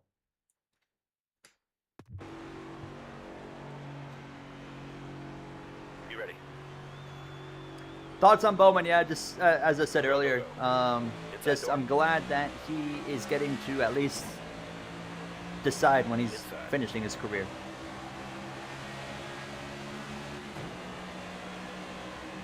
I agree with, yeah. Is it Inside door. DST and is it just Dustin? But I agree with you. NASCAR 26 is going to be the great Inside. best game ever. Hold on there, cowboy. Don't get too ahead of yourselves. I think NASCAR 26 will be a solid game by all Far means. inside. And I'm excited for it. We are just got ran 3 wide by Christopher Bell. But that 45 is slow. 3 wide. Oh, Inside now. what you doing? What are you doing? 3 wide. Look what you did. Is the caution coming out? No, we stay green. And we got damage. My man. Chris Buescher from, what is it? Prosper, Texas. A population of 30,000. Runs me straight into the wall. My man.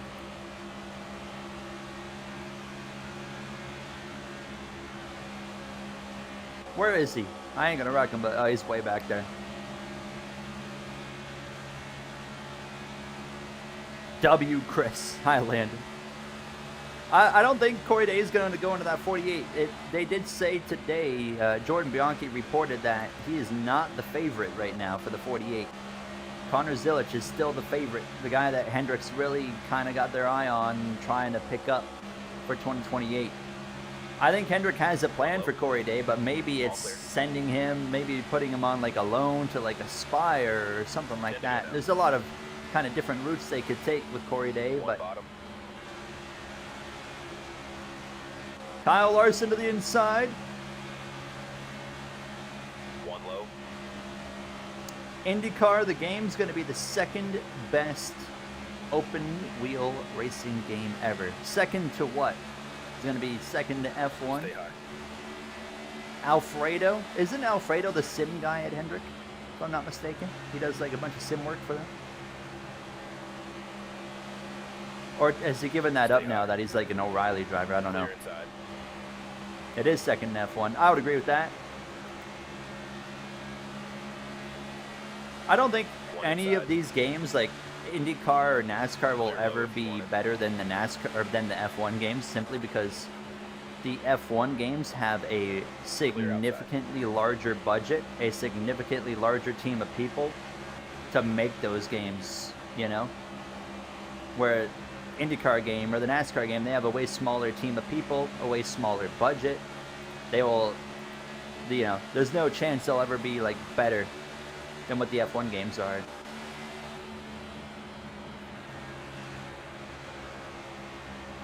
I can't wait for the IndyCar game either. We're going to be doing some more IndyCar content here on the channel. Not quite yet, but I'm going to be doing an IndyCar League, potentially in Nitro, and then kind of like beginning of like 2027, hopefully, I'll be doing some IndyCar videos to kind of lead us into the IndyCar game. And of course, we'll be covering all the news of the IndyCar game as that comes out. IndyCar, they don't have an exact release date for the game, but basically May.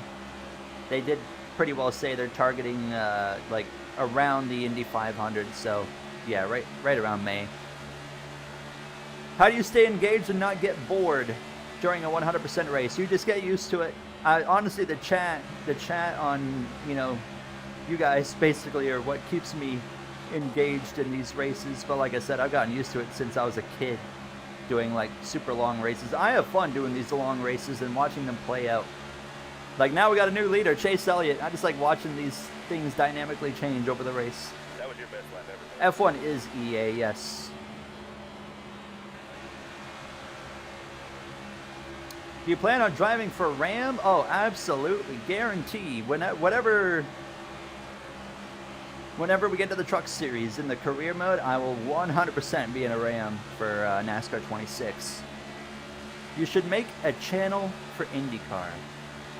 I did consider that, but I think there's enough of an overlap between NASCAR and F1, or F1, NASCAR and IndyCar, that I think it would be okay to do on the same channel. I used to do F1 on the same channel as my Going channel, and that was a mistake. And then I finally separated them, and that was a great decision to separate those channels.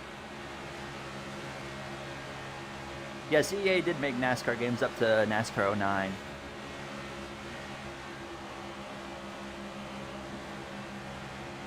Inside. Wow, Bubba's going to get us here.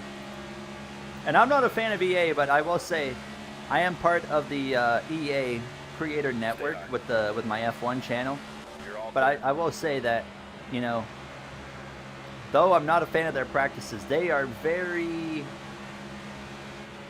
at least on the F1 side, I don't know how it works for like other games like football or hockey or whatever, but EA is very open to criticism, also super transparent, you know, and what's going on with like the F1 games and what the future is kind of looking like for the F1 games and stuff like that. Opportunities and stuff, like we are well aware of like what opportunities are going to be coming. We got very good notice of when those opportunities are going to be coming and all that kind of stuff. They are, and like the F1 channel, I mean, we only have 9,000 subscribers on the F1 channel, and they treat me, you know, pretty well the same as some of the biggest creators in F1. Like, I do appreciate that about them. I do appreciate that. Formula Going comes up first. F1, I mean, the 2026 F1 DLC is really fun. If you can get it on sale, that's what I would do. I would get it on sale. Yeah, I had to split up F1 and NASCAR just because the algorithm, like, most NASCAR fans do not care about F1. So when you're uploading F1 on a NASCAR YouTube channel, the F1 videos do really bad. So then YouTube says, oh, nobody wants to watch your F1 videos. So we're just, then those F1, whenever I put out an F1 video starts bad. YouTube says people don't want to watch it. Therefore, it doesn't push it. And then the video tanks. So when you separate them, well, now you're feeding the F1 content not to a NASCAR algorithm anymore. You're feeding it to a proper F1 algorithm. So then, you know, like my F1 videos now do better on that channel with, say, 9,000 subscribers than they would on this channel with 40,000. But yeah, most NASCAR fans don't care about F1, so it makes sense. But I do think IndyCar will be okay to put on this channel, because I think more NASCAR fans are way more open to watching IndyCar than they are F1. I hope, at least. Maybe I'll do it and then I'll realize, oh, that was a mistake, and then I have to make an IndyCar channel, but we'll see. I would rather not have to make a channel for 2 to go. IndyCar, preferably. What do you guys think? Like, would you guys... How many of you guys watch NASCAR and are also interested in watching IndyCar?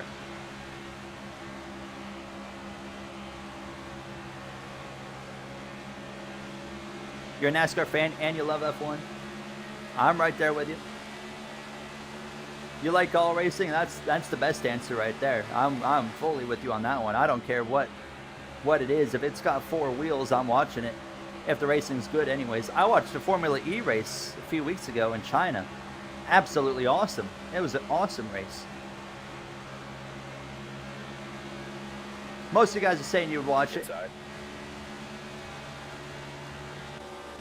1 to go.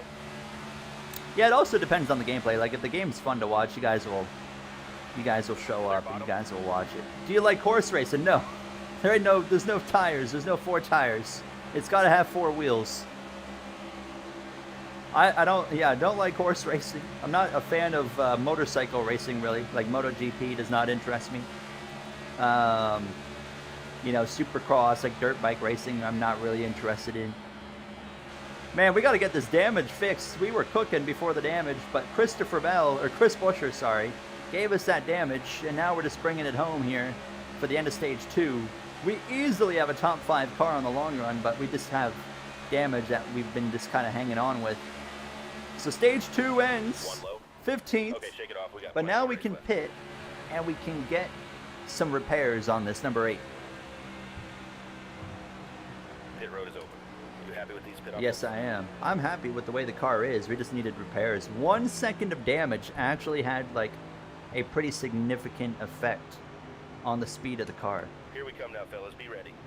Oh yeah, MotoGP's like for example, like drag racing. Drag racing's insane too, but I just don't get really interested in. Or dirt racing. I've never really been into dirt racing, although it's absolutely insane. Have a lot of respect for like dirt racing drivers, same as like drag drivers, but I don't, for whatever reason, like those disciplines have never like actually like interested me or entertained me. Like anytime I've watched them, I'm just like, eh. I'm like, I'd rather go watch my NASCAR or F1 or IndyCar or almost literally anything else.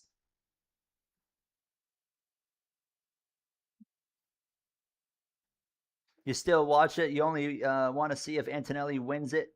If he doesn't, you click off.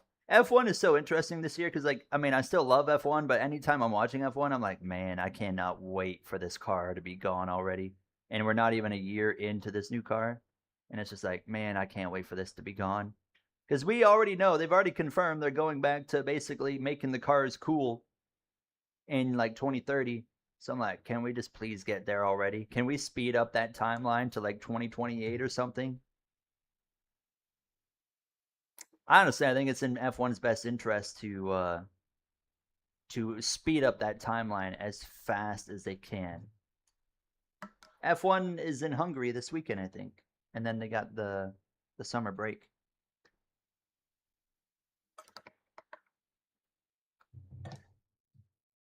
All right, let's kick off stage 3.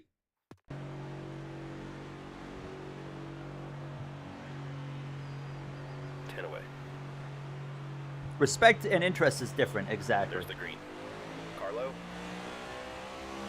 I was a fan. I know a lot of people hated the last era of F1. I was a fan of the ground effect era of F1. I liked that era a lot.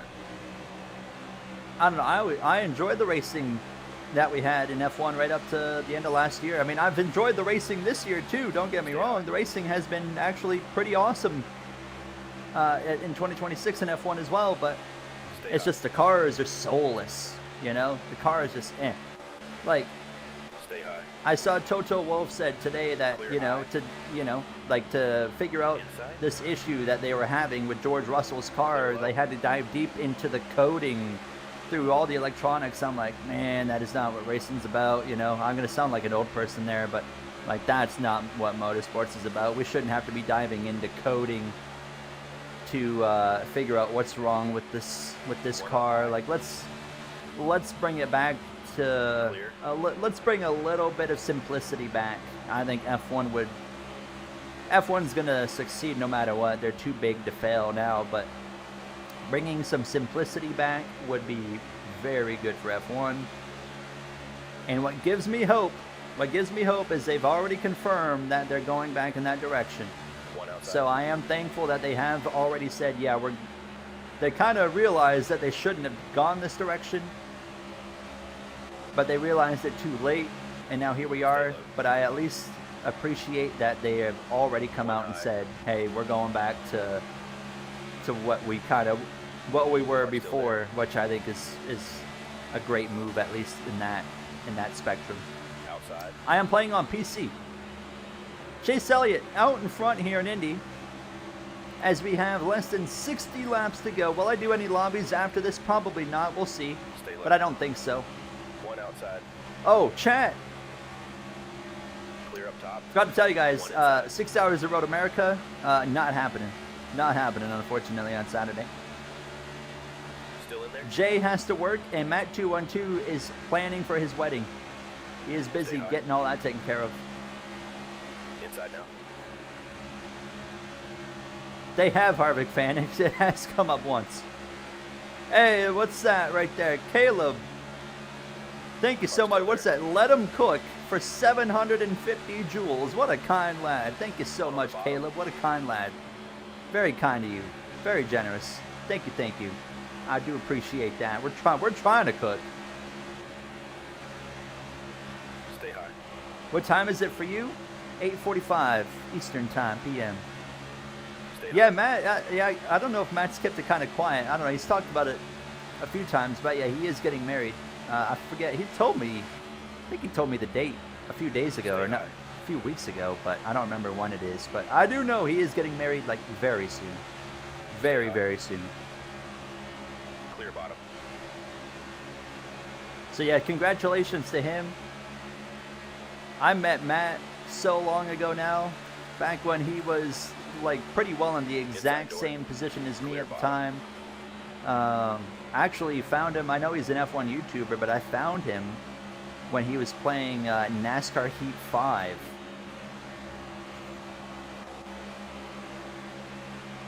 And that's how him and I kind of like actually got connected and became friends. It wasn't through F1. We became friends through NASCAR. Have the forest fires affected your air? They did about a week ago. It was pretty bad about a week ago. But it's back to like, yeah, normal now. I look outside, I don't see anything anymore. Stay low. Will you fly out to his wedding if you get invited? I can't afford to You're fly all out to Britain. Outside door. I would love to be at his wedding, but You're all I can't clear. afford to be there. Carlo. That would be an insane flight ticket price. I wouldn't even want to see how much it would cost. Still in there. Clear. That's a ways out yet, Harvick fan. Inside door. Clear low.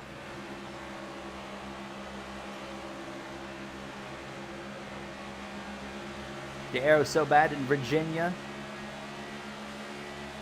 I think he talks about it more on his streams. Usually if Matt has anything personal to talk about, it's usually on his streams. Kind of like me as well, you know? I usually, if I have anything personal to share, that's a bit of a block. Oh my goodness, it's usually on stream though. Unless it was something bad, like if I was dying or something, I would let you guys know on a video. Like, hey guys, I got bad news. My YouTube channel's gonna end.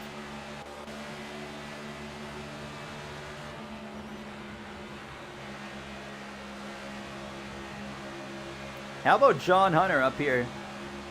17th place is Chase Elliott right now is driving away. I can see from here that Briscoe's in second and Hocevar is up there in P3. Having a good little run. Jay's going to take over it temporarily. Yes, we're going to give Jay the this channel. He can post whatever he wants on it. He has full permission.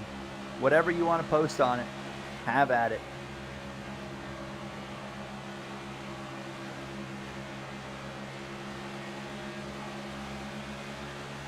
From Gary's campfire. Yeah, the air quality, yeah, like this time a week ago was terrible. We have had, when I was growing up, like wildfire smoke, at least Outside here, where I am, or where I did live, with my parents, like wildfire smoke was never a thing at all. Never had to deal with it. And then now it's like 3 out of the last 4 years, it's just been a normal thing that you've had to get used to. Stay low. Clear outside. I think this was the worst one so far that I've experienced. Like, I remember the day it was like rolling in, like walking out. I went to the grocery store and like you could just see that kind of orangey yellow kind of tint in the smoke, and it was so weird. Round trip to England is, let's go with the 1200 USD. That would be close. I bet you 1200 USD would be close to like 1800 Canadian if I had to take a guess. It might even be higher. Nah, I feel like it. Someone do the math on that. Someone do a quick Google search. What is 1200 USD in CAD? My guess is it's around 1800. In Virginia, it was orange.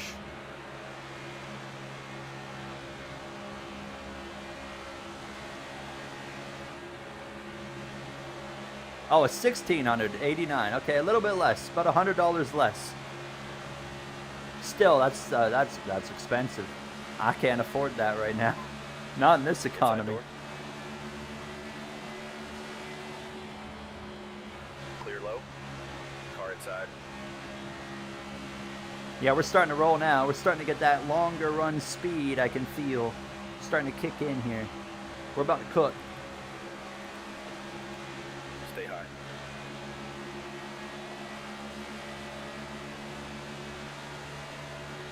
Stay high.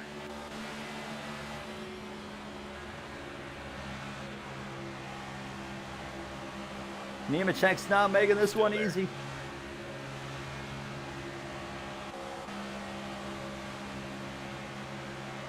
I need to get to his inside here. They were on par for a while. As in what, USD and CAD? One outside. Yeah, USD and CAD is a lot more separated than it was like just a few years ago, that's for sure.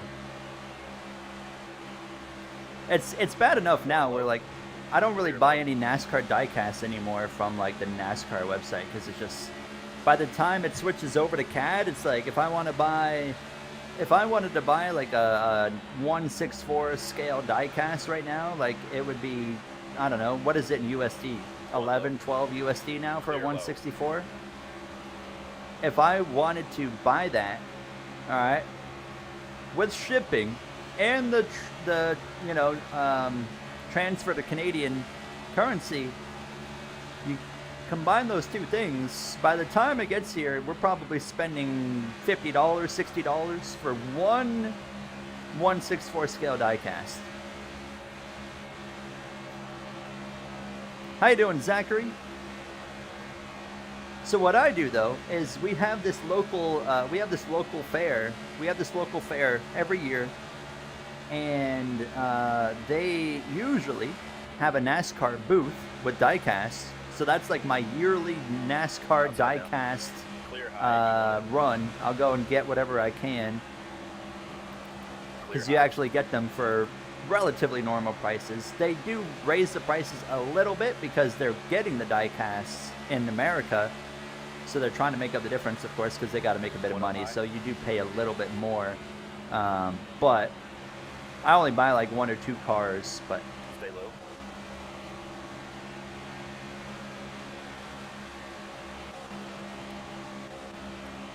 man, this is not Still easy. there. Getting past this 42.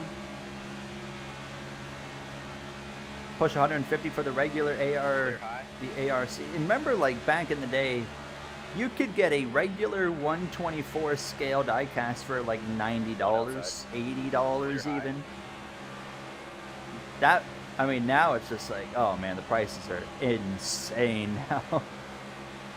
It definitely, the increase of prices ruined my diecast collecting career, that's for sure. I used to get diecasts all the time.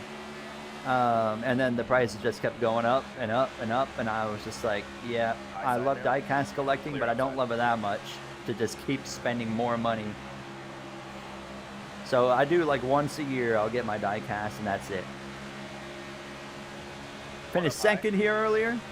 You gonna get redemption tonight? Are you doing 100% as well, or are you just having some smaller, shorter races? Outside. Oh, geez, this 42, man, he's been giving me a time. We're gonna get him right here, though. We're gonna take care of him. He's racing like he does in real life. John Hunter, man, he likes to make things difficult for people. Look at this guy, still hanging on my right rear. Stay low. This is, yeah, this would definitely be, I would consider this a long run for sure. I am not letting you clear me, buddy. Come on. Still there. All right, we should get him. We got him. We got Clear out. finally. We could have been like 5-6 spots up the road right now if it wasn't for that 42. You're doing 100% as well. Oh man, you're doing multiple 100% races. I respect it. One high. One a week is enough for me. I respect the heck out of that. Clear high. You want it.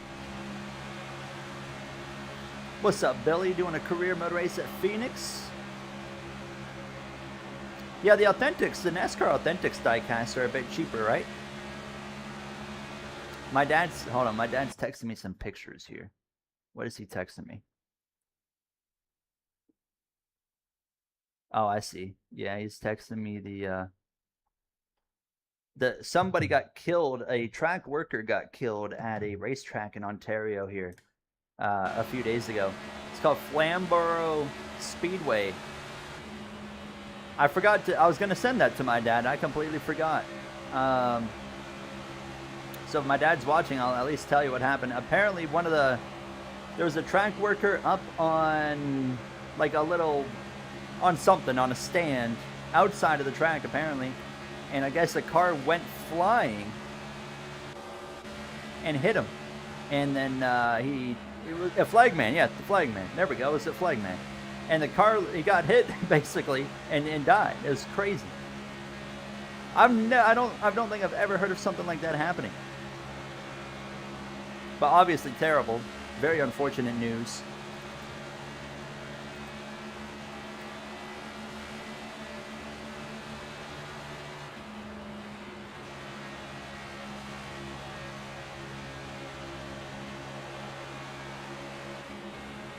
Daniel Suarez just going to leave the door wide open here. Oh. They're still $4.99 at Walmart. Hold your line. Oh, that's not bad at all. If you can pick them up for like $5. Do you go to many races a year? Not really. I haven't been to a race since last January. My dad and I were going to the World of Outlaws at Ohsweken Speedway, a local dirt track to us. We were going to go there Tuesday, actually, just a couple of days ago. But unfortunately, the only day all summer long where it decides it's going to basically rain all day or half the day was that day. So unfortunately, they had to cancel the race, so we didn't get to go.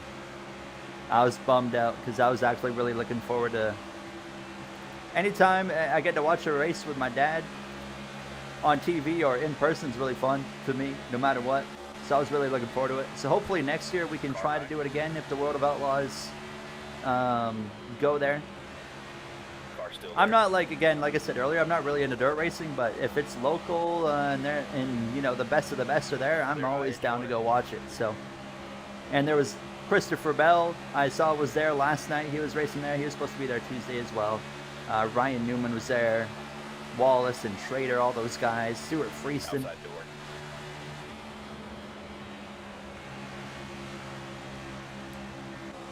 Have you been to a NASCAR race? I've been to one NASCAR race. I went to Michigan with my dad in 2024. The one where it got rained out and then went to Monday. My dad and I, so we watched the race on the Sunday and we did not stick around for the Monday because by the end of the Sunday, it was like it had rained twice. It had, you know, I was sunburnt. I had a pretty good sunburn. I had a massive headache, and we were like, man, I was like, I'm like, I really want to be back in Canada right now and get home. So we didn't stick around for the Monday race, but we got what we got to experience, you know. We got to experience what we were hoping to experience, at least on the Sunday. So we were satisfied enough. Now, if I could go back and change it, I would have stayed for the Monday for sure. But in the moment, we were both like, we're ready to be back in Canada. And just, I felt like absolute garbage. I remember by the time they had moved the race to the Monday, the rest of the race anyways. If I felt good, I'd have probably been like, yeah, we're going to stay. But I felt so bad with the sunburn. My head was just pounding. I'm like, dude, I just want to be home right now. I did miss a flip. I remember LaJoy flipped over. We would have had a great seat to watch Kyle Larson wreck himself as well and have the big one. We did see Denny Hamlin. We were sitting basically right across from the pit lane entry. So we watched Denny Hamlin wreck himself right in front of us. I wasn't a fan of that, but my dad and a lot of other people around me were cheering. As my dad says in the chat, it was wild, great time. We had VIP, so it was really cool. It was one of those. It was an experience of a lifetime. I was even not getting to see the entire race. I had the time of my life. It was so awesome. Just getting to be getting to like be near the cars in the garage and stuff, and also see some drivers just casually walking by. It was so cool. It was so cool. Did you ever go to the Macknick Bridge or through Detroit? I don't even know what bridge we went across. Whatever the basic, like the one everyone goes through. That's right beside Detroit. That's the one we went through. I don't know what bridge that is, but that might be the bridge you're talking about. I know they just opened a new one over there as well. But yeah, it was cool. Now the one thing I didn't like though about being at the track, there is one thing yeah, it was through Windsor. It was through Windsor. Ambassador Bridge, that sounds right. Ambassador Bridge, that sounds familiar. I think that's what it was. The only thing I don't like about being at the track is, and obviously if you had like a scanner, I guess you'd probably know.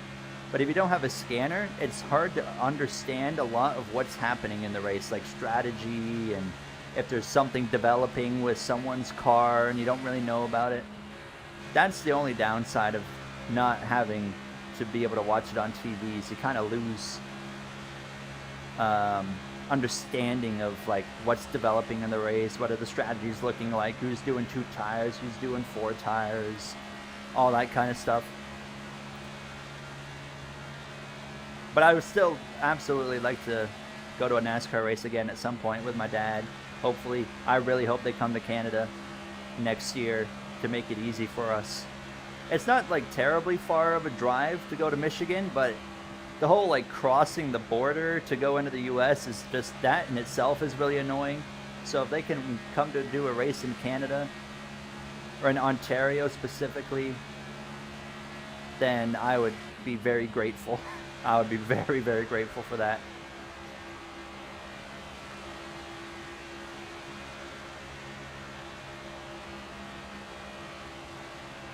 You got all three. You got a 3-leg on all Penske cars getting a top 10 Sunday. Thomas, that's brave. That's a brave one. I wish you the best. I wish you the best. I don't know if that's going to happen, but I hope it does just for you. Imagine Toronto Street Course. That'd be cool for NASCAR. But I don't know if that'll ever happen again because that street course is dead now. You're going to the Brickyard 400 this weekend. Made a crazy connection with Colleague Racing. Well, I'm glad to hear that. Who's your connection? Was it AJ Allmendinger himself? We're gaining time now as this run goes on. They do have a Canadian series, yes.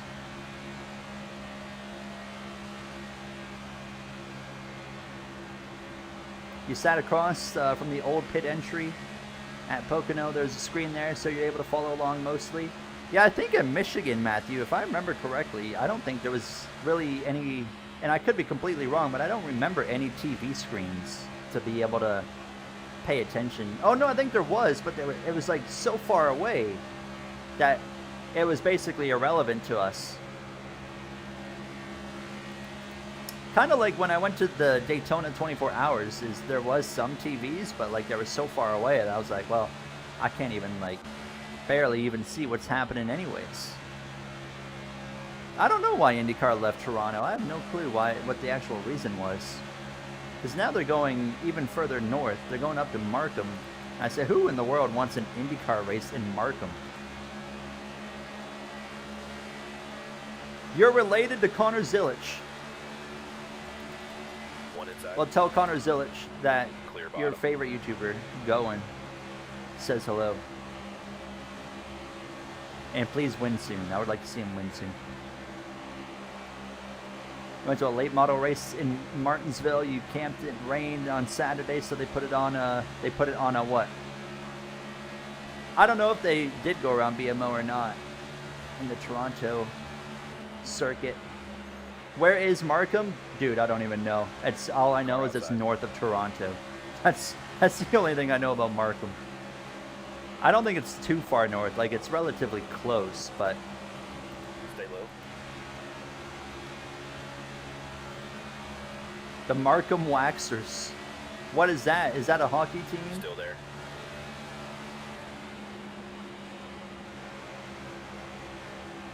Oh, they moved it to a Sunday. I see.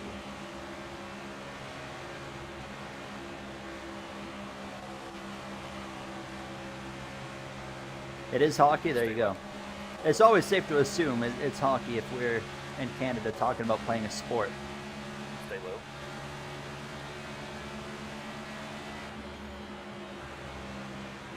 I never played sports growing up, like actual, like outside of school. You know, I never played any actual sports. Like I was never on a hockey team or anything. I would golf with my dad. The only sport that I had interest in doing was racing, but we couldn't afford it. So, and I was like, I don't really have any interest in. I love hockey, but I never had an interest in like really playing hockey. Still in there.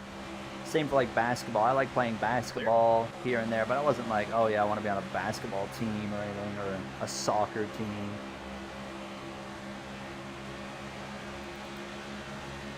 I think IndyCar's off this weekend, and then I think they come back next weekend, and then they literally do 5 straight weeks to end the year, and then it's done. IndyCar ends so early.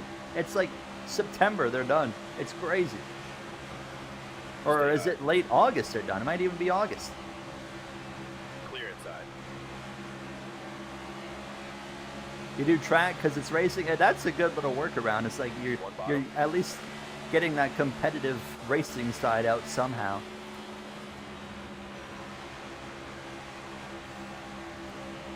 Thomas, this might be a bad omen right here. You got Logano and Cindric battling for the top 10, but they're, you know, right now we've only got what, 2 Penske cars in the top 10. What's up, Brony? Feeling a little distraught tonight. Well, I'm sorry to hear that. Hopefully you feel better. I got so tight right there. Trust. I don't know. Watch this. See that 2 car? He's going in the wrong direction. He's going in the wrong direction quick. We've got pit stops. Oh my God. The first time all day long we've got green flag pit stops. I also kind of want to pit early. What do we got? We are well in the fuel window. If we pit now... Bring it in this lap, bud. Are we going to take... All right, let's know what you need, bud. Do we want to do 4 tires? Yeah, we definitely do that. The left sides are already pretty worn. Let's come in. Holy crap, we're actually getting pit stops. We haven't made a lot of progress on this run like I thought we would. We are a top 10 car. It just hasn't really worked out. Thomas, we're going to have 2 Penske cars out of the top 10 now. Still there. And as you guys know, these races are exactly like the real life races. You know, they're going to turn out the exact same. All right, let's come into pit. Obviously, we're going to speed. It's kind of hard to speed here because we've got all this crap. These cars into 1 lane. I just completely screwed Hocevar over. IndyCar early afternoon start just isn't good for me to watch. I agree. one of the reasons I miss IndyCar is because it starts so early. I don't miss, like, usually I catch the end of the IndyCar races, because unless it's like the 500, I'm like, I'll be there. But that's why I'm hoping. I do not want to see NASCAR. I know a lot of people are like, NASCAR should be on at like 1 p.m. I'm like, no. I don't want that. Keep them at 3. I'm completely fine with the 3 p.m. races.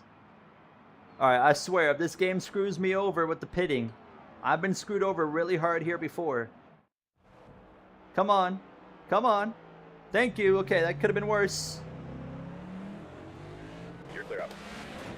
I thought for a second it was going to make me wait for all these cars right here to go through. It did that to me in the career mode.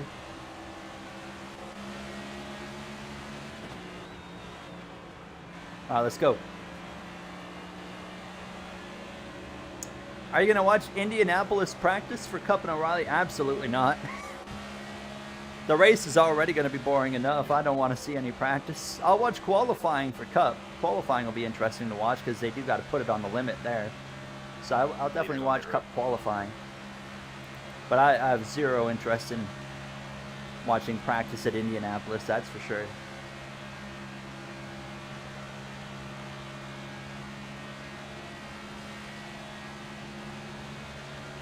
Palou, yeah, Alex Palou has made IndyCar kind of boring. Did you guys see the comments? Have you seen the kind of the war right now between Scott Dixon and Danielle Trotta calling him out and stuff, and Dixon saying NASCAR races are boring and all that stuff? Did you guys see any of that? Carlo? I believe so, Dev the Dude Man. I feel like, and don't quote me on it, but I feel like I read like a few weeks ago or heard a few weeks ago that they are keeping the same package from last year for O'Reilly.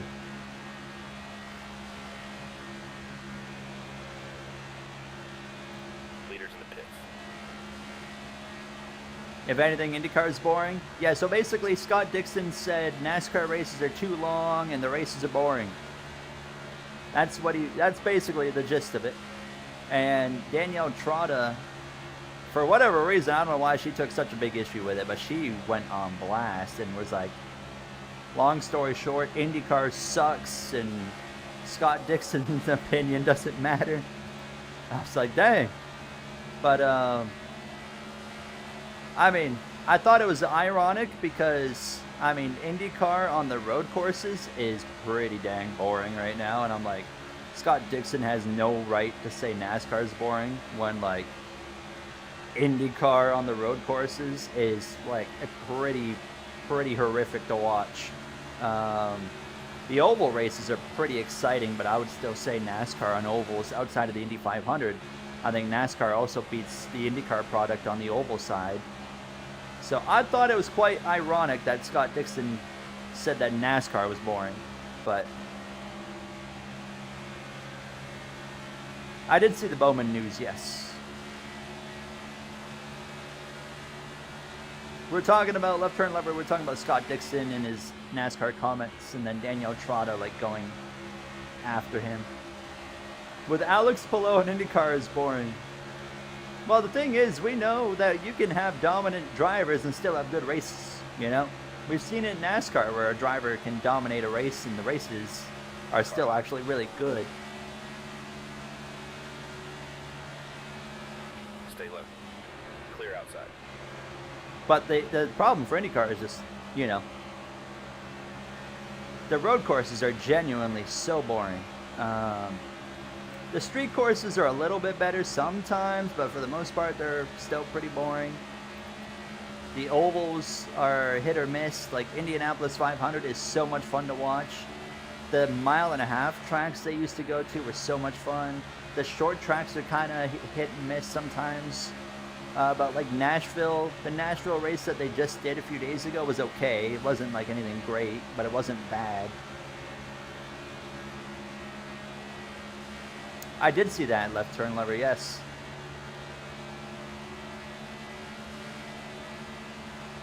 I agree, Telcontar. Absolutely. NASCAR and IndyCar don't need to be beefing with each other at all. I mean, they are in no position to beef with each other, you know? It's like when IndyCar drivers would say that F1 was, and remember like the last few years, it seems like they've kind of shut up on it, but a lot of IndyCar drivers would keep going, well, F1's boring, our product's better. They really kept saying that a lot, and then I would watch IndyCar and I'd be like, man, I'd rather watch an F1 race. What are you talking about? Like, outside of the ovals. I'm like, I think F1 puts on a better show on a typical road course than IndyCar does half the time.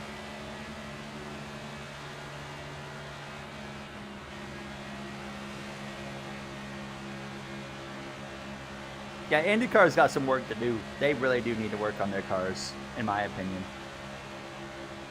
But isn't there a new car coming in 2028? Cashinero might know. Hi, Cashinero.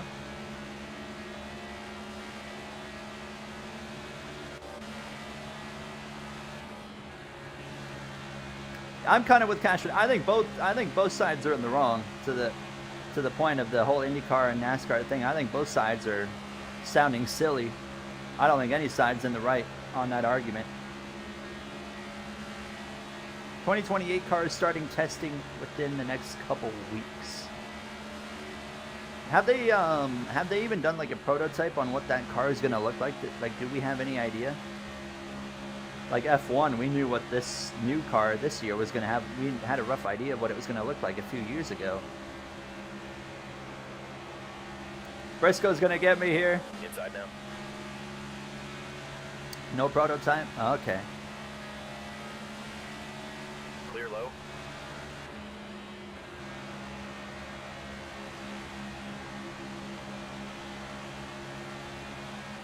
It's just speculation. A new car is the only way to stop below. Maybe. Or he might just be really good in the new car.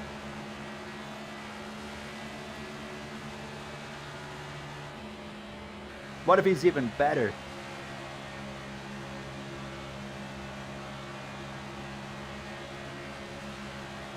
Who are you driving as? We're driving as Kyle Busch, number 8.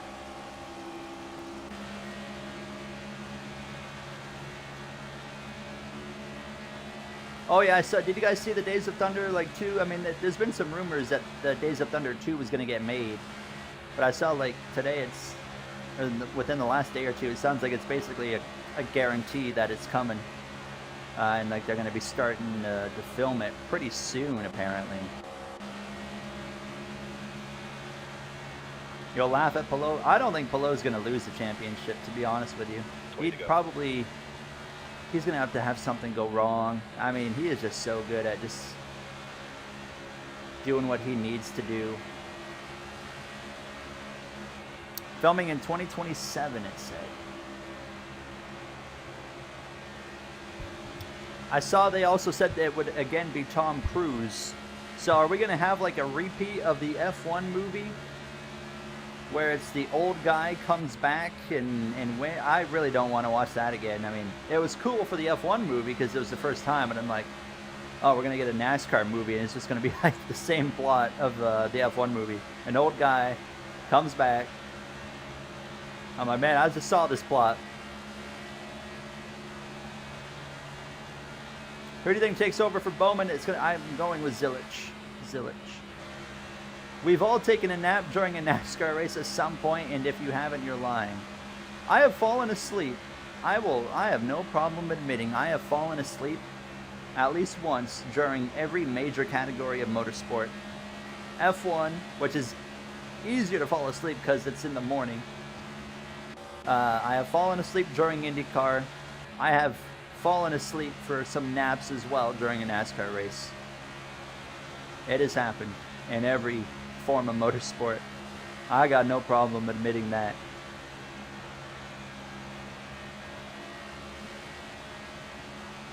It happens a lot less now in the next gen era. Like in the Gen 6 era of NASCAR, man, you could have a good nap in some of those races. Just because nothing was happening. The races were so boring. You'd get to tracks like Michigan, Indy, Pocono, even a lot of the mile and a halves. Literally nothing would happen, and like 2015, 16, 17, like right in there. It was so hard to watch some of those races.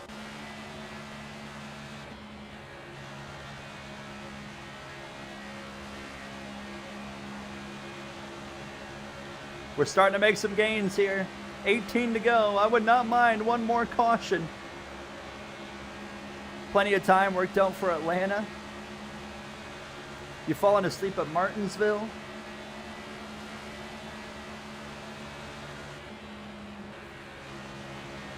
He was crapping on the race lengths. Well, I think he's in the wrong on that too. I think the race lengths is what makes NASCAR great, though, you know? Oh, Chastain's running 40th. Oh, he wrecked earlier, didn't he? I personally, I don't want NASCAR to change the length of the races because I'm biased and I like longer races. That's one of the things I love about NASCAR. Now, is it good for the health of the sport? Probably not. In terms of getting new fans, it's probably not a great idea to have the races be so long, but I am selfish and I don't care about getting new fans right now. I want what I want. Give me the longer races.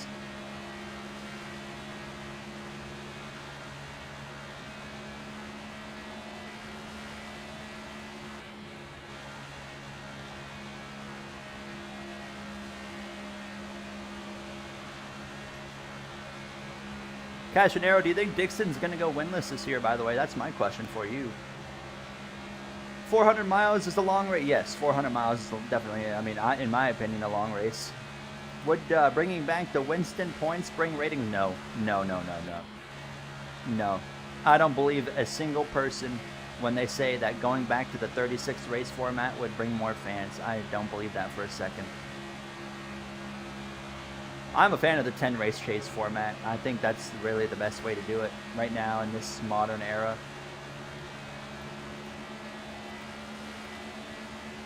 I'm not against the 36 race format, might I mention. I'm not against it. I just don't think that, I don't think it would bring in new viewers at all. And maybe it'll bring in some older viewers. I don't know. Maybe some people that gave up NASCAR would come back, but 2 hours is a good amount of racing. If it was up to me, I'd like 3 or so.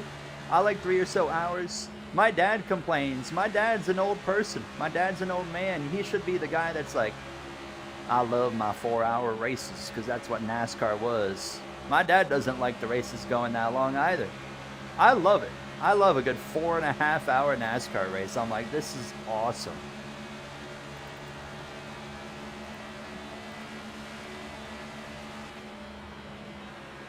But I don't complain if the races are shorter, you know? At the end of the day, I'll take whatever racing I can get. But, like, I thrive on, like, the Coke 600, you know? I love how long that race is. You love the Coke 600 staying up till 5 o'clock in the morning. Hey, we're almost in the top 10 here. There we go. There's the top 10. A lot of Joe Gibbs racing right here. Coming to 13 laps to go. Clear outside. Clear. Will we stay green to the end, or will we see one more caution? Big push from the 19. One high. Chase Elliott has dominated this third and final stage here from Indianapolis. Oh, bells on the wall.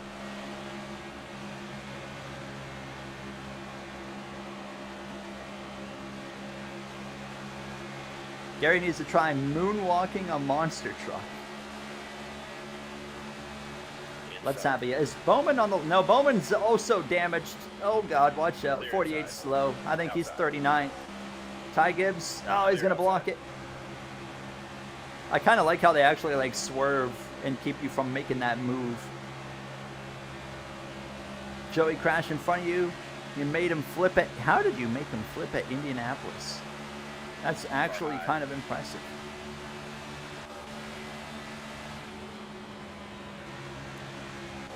Oh, Chad, I didn't even tell you guys about this idea that I had.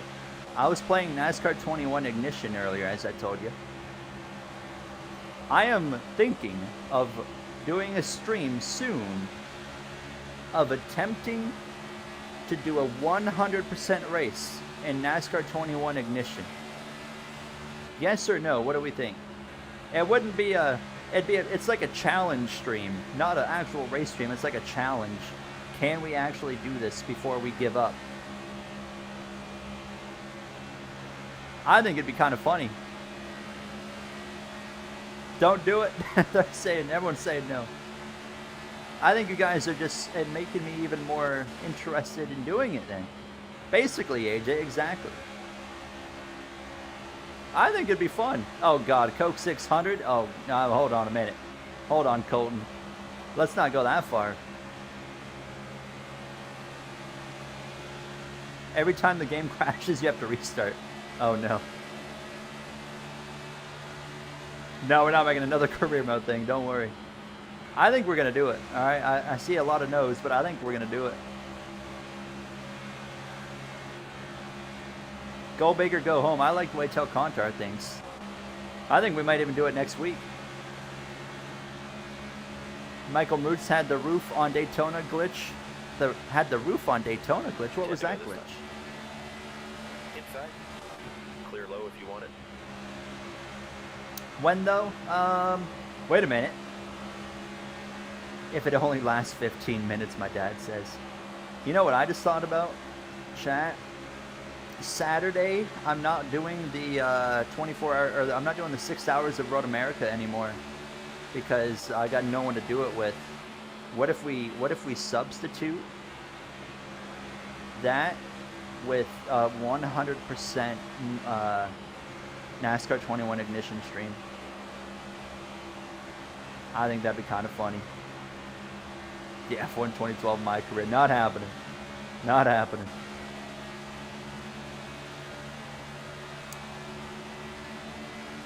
I do remember that, yes. Lonesome. Do you think NASCAR 26 will have silly season? No. I hope I'm wrong. I hope I'm wrong. But I don't think it'll happen. I got to keep blocking this 19 here. At Road America. Oh, you know what? That'd be kind of funny, RV fans. Since we can't do the 6 hours, we do a 100% race on ignition there. I think there's a way. I'm pretty sure I am able to get my wheel working on that game. I just have to go through a whole lot of hurdles. And if I can get my wheel working, that'd be really nice, because I don't want to do a 100% race on a controller. That would make me lose my mind. The ASSC. I'm not going to do it this week, Castronero, but I am going to do it at some point for a video. Oh, is this? Oh, Reddick's in 38th. He's also slow. And he's going to be in my way on the exit here. There we go. Clear high if you want it. You dropped from A class to B class, almost to C in iRacing right now because you screwed up driving with it. What's been your challenge with it, Lonesome?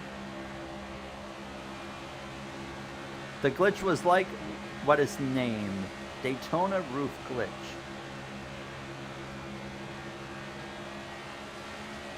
I am hesitantly excited for 26 Tanner. Who's better, Newgarden or Palou? Palou for sure. I like Newgarden more, but Palou's definitely a better driver. Yeah, Elliott is gone. We need a caution. We are coming up on 6 laps to go. We have basically, I think we've been green all stage long, right? We need a caution. Somebody wreck. We had so many cautions earlier in the race.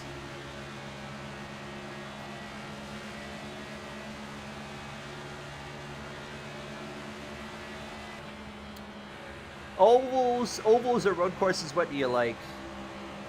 I love both. I love both oval racing and road racing, but I would give the edge to ovals at the end of the day. There's just a uniqueness and a skill set to being good on ovals that is very underappreciated in the real life. I would choose ovals at the end of the day. I love my road course racing a lot, but I give ovals like a slight edge. It's not by much, but I'd give it the slight edge.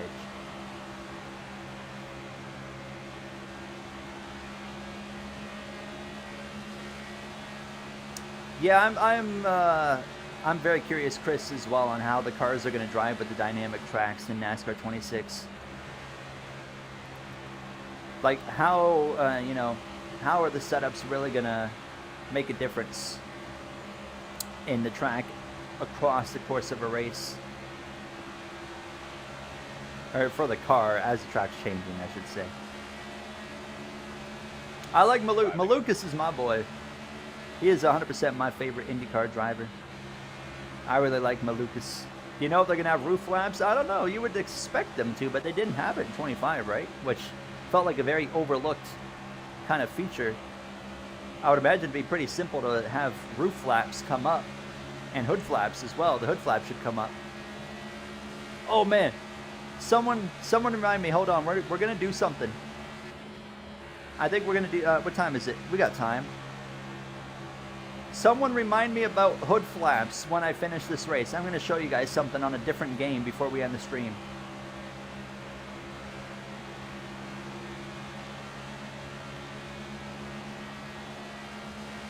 Better damage model would be nice. Absolutely. 4 to go. I will absolutely be playing the IndyCar game, yes. We'll be doing a career mode as well. Cash and Arrow was very hyped about McLaughlin in the NASCAR career. Come on. Somebody give me a caution. Kyle Larson, please crash. As much as I'm a Larson fan, please crash. Or Blaney, or who's that in front of him? Keselowski? Someone crash, please. I want to restart. I want an opportunity to get up in there and try to mix it up. Thank you so much, Brian, for the heart there as well. Welcome on into the club. I still got to set all that up. But thank you, Brian. Very kind of you.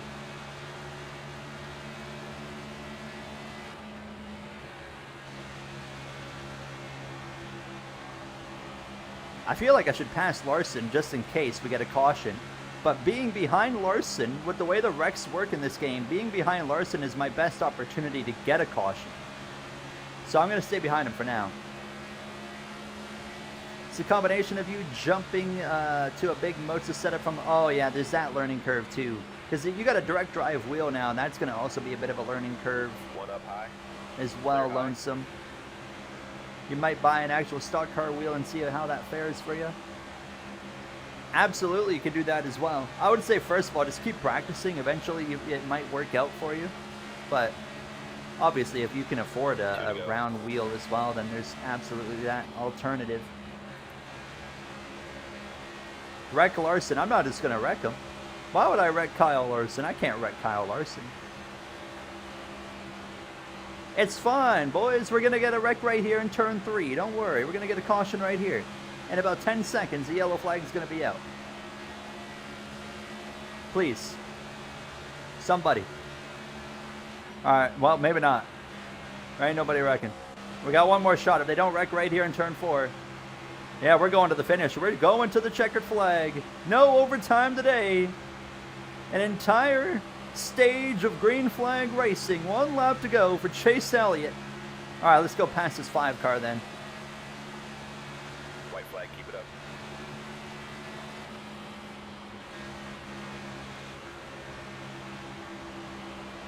One outside.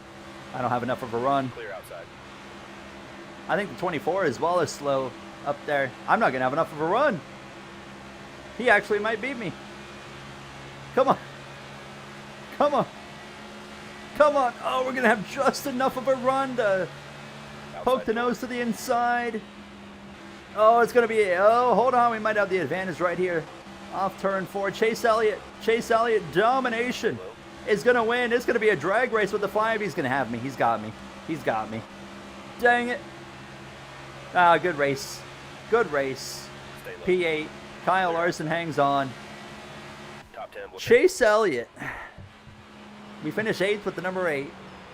Chase Elliott gets the win. He won by 2 seconds over Denny Hamlin.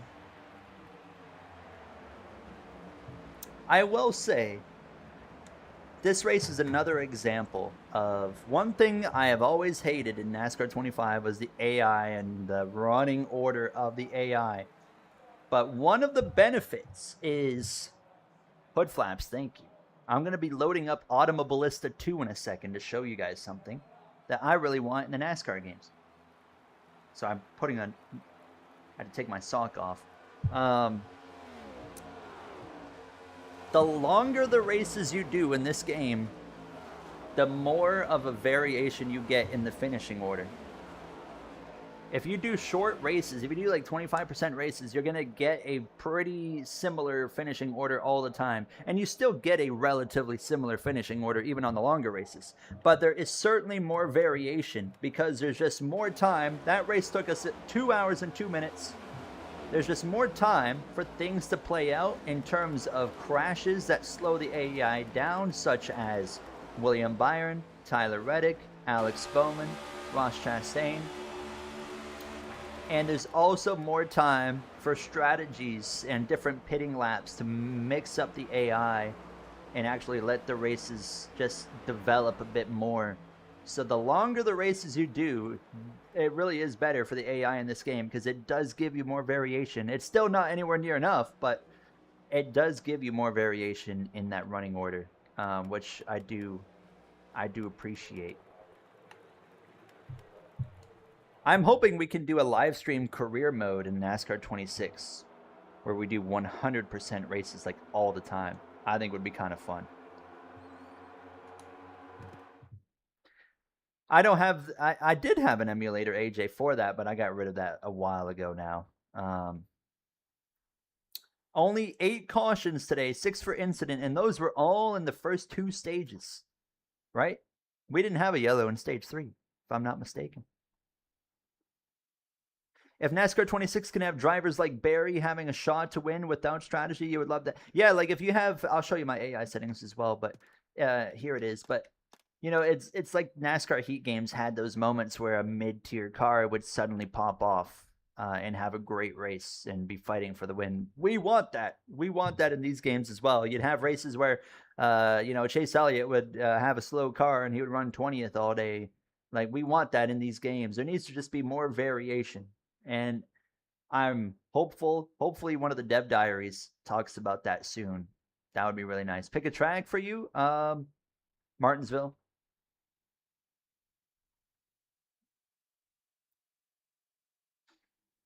All right. Here's my AI settings: 105 difficulty. And oops, unless it says short track, then I go down to like 104. Skill range 15, stability 5. The skill range here, this is like honestly one of the biggest factors of the AI in this game is the smaller the number is, the closer the field is. And if you want any form of variation, you want the number to be smaller in terms of the running order. I wonder how spread out would it get if it was on 100? That would probably be insane. That might be a video idea. But yeah, highly recommend. I wouldn't turn it down to 0 because then literally the field's just on top of each other unless you want that. Stability 5, recovery 10. Consistency as well is an important one. I run that pretty high because, you know, NASCAR drivers are like pretty good at driving and setting consistent lap times. And then incident frequency is down to 40. We used to run it at 60. That was just too high, you know. 40 is nice. I mean, we just had the 3rd stage going green the whole way. That was a lot of fun. I thought that was fun. Tire wear effect as well at 40. Genuinely, I think the tire wear effect is actually too high, personally, because I run the same pace as the AI, and their tires definitely fall off more than my tires fall off. So that's something I could work on. Fuel consumption 75 is a really good number. They pit right around when they should instead of running too long, and then the other stuff doesn't matter. But I highly recommend these settings here. But if I would change anything, though, I would turn the tire wear effect down. Now, for longer races, for shorter races, like 25% races, I'd keep it here at 40. Because the AI are usually better than you on a short run. So then it kind of makes up for what you lose. You gain it back. But on the longer races, I feel like with this setting, you gain more than you gave up before, if that makes sense. Good example of Heat 5's variance in ratings is Jeff Green winning Auto Club, yes. Or the Robbie Gordon win at Darlington, like he was like unmatched when he got the lead there, you know, like stuff like that. I love that kind of stuff with the ratings. Chase Elliott just won when you just got 2nd place at Indy. Look at Chase Elliott winning Indy apparently in the NASCAR 25. From the sounds of it, we're not getting user DNFs in NASCAR 26. Apparently, there was a bit of a miscommunication there, but it sounds like actual DNFs from crashing for the player are not going to be there. They're going to be there for the AI, but they're not going to be there for the player. When they said DNFs for the player, they meant literally you can pause and quit the race. That's the DNF. All right, hood flaps. All right, so we don't have any working flaps in this game. There's no roof flaps at work. There's no hood flaps at work. Before we end this stream, I'm going to load up another game, and I want to show you guys. And you guys, I already know you're going to agree when you see this. You are going to want this too. And it's insane that we have to go to a non-NASCAR game for this to happen. But you're going to see a black screen here for a minute. Do bear with me. I hope the audio is not really loud on this game that I'm about to load up. I think it's going to be okay because I have recorded videos on it before, so everything should be okay. All right. Bear with me. It'll be a black screen for a few moments here. I'm loading up Automobilista 2. NASCAR 25 Career Mode. I'll have another episode coming on Saturday. And we'll be back to the 2 races. The delay sounds a lot worse this stream than it was. Really? I haven't had any delay issues in the last few days. That's weird.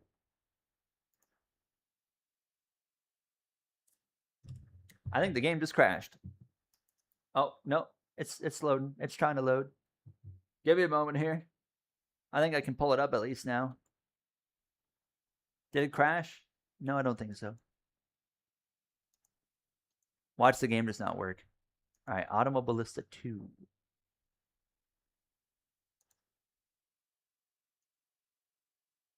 Verifying. All right, we in? Okay, the audio seems okay here.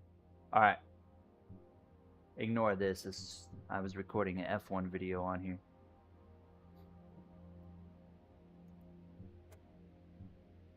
Single race. NASCAR. Where is the NASCAR? I don't remember. Is it right here? Yes. Look at these NASCARs. I'll drive the knockoff Larson car. Yep. Let's go to like Daytona. We're going to be doing a proper stream on this game soon. In the coming couple weeks, hopefully. Don't care about that. Race settings. Doesn't matter. We're just going in to show one thing and then we're done. Let's make sure it's not pouring rain in Daytona. That'd be really awkward. Rolling start. Yeah. Don't need a formation lap. Okay. Let me just make sure we got opponents. AI difficulty. Doesn't matter. Same class. Alright. Player line. Let me go to the middle. Put me in the middle. Alright. This is going to be really cool.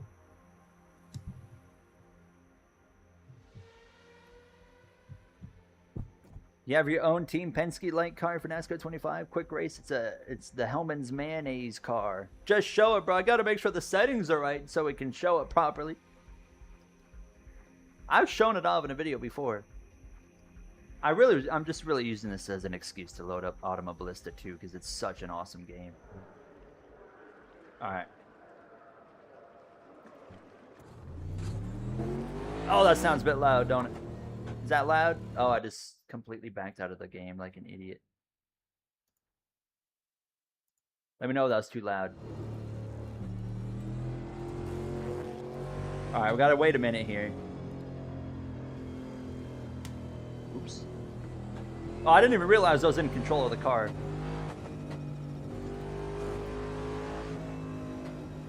I'm gonna go interior.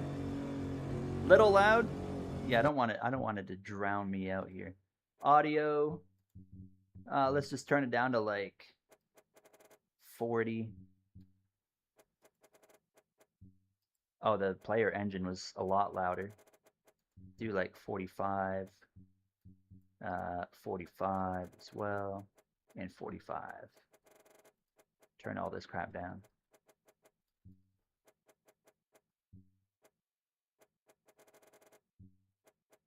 They got so many options here.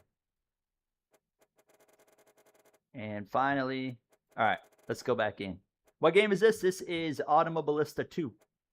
They put out this NASCAR pack really just a few months back now. I say a few months. I think it was quite early in the year. They also have the Garage 56 car. But when we get going green here, which is in a couple seconds, you will notice this game has like actual working hood flaps, and it's just like those little things that I really wish we could get in NASCAR games. All right, let's go.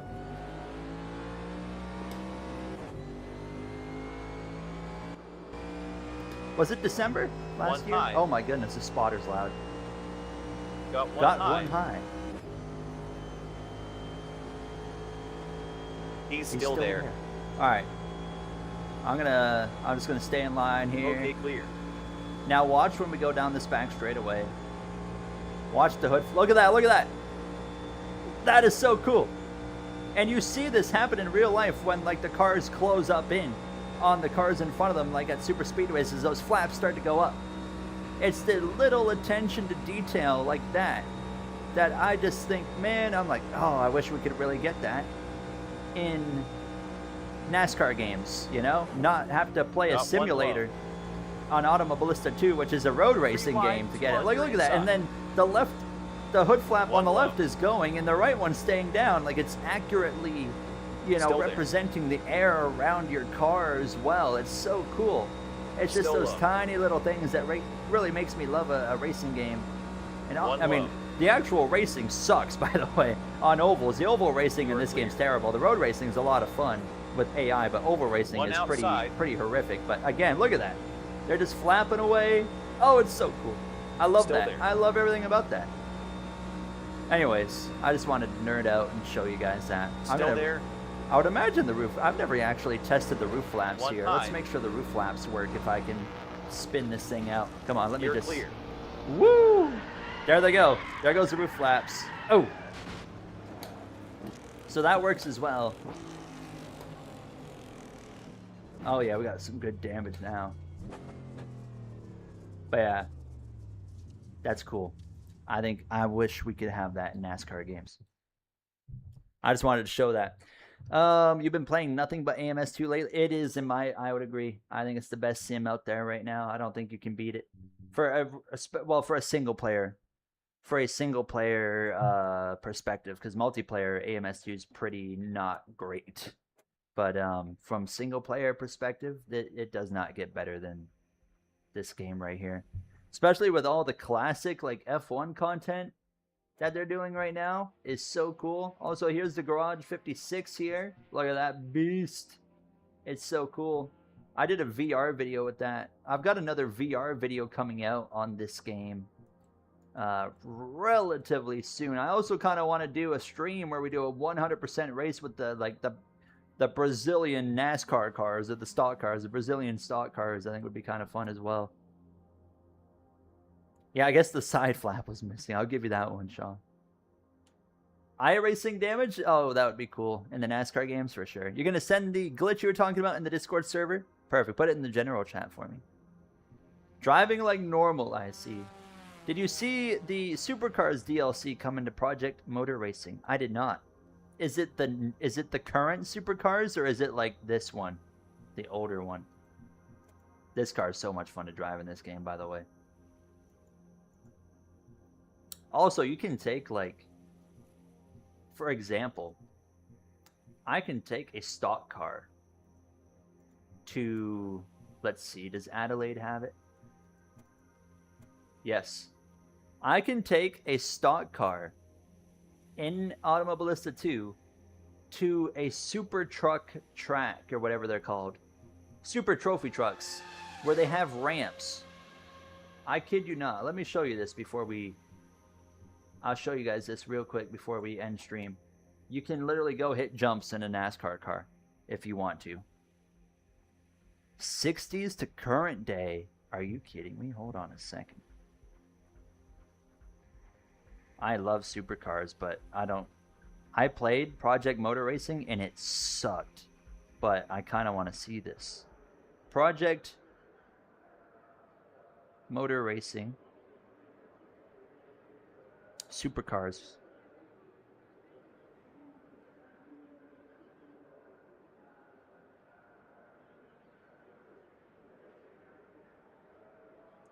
Oh, no, I'm not seeing it anywhere. I'll have to look at it later when I have actual time to look.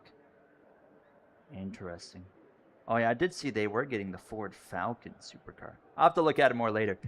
All right, Dev the Dude, man, you take care. You're about to play Forza Motorsport. What NASCAR should I take to any road course? Take the Chevrolet Gen 6 out to like Daytona road course.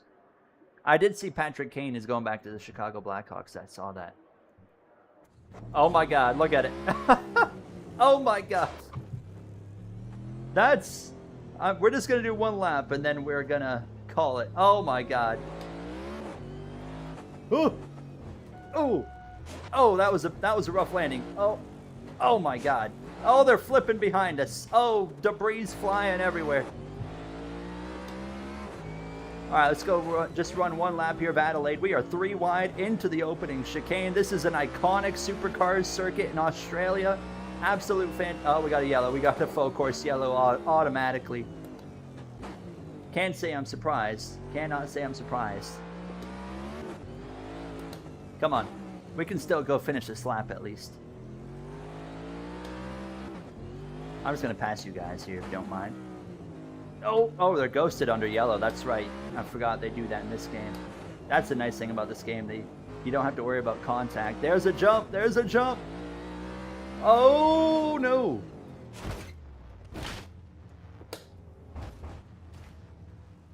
Well, I shouldn't have done that. I should not have done that. Look at the damage.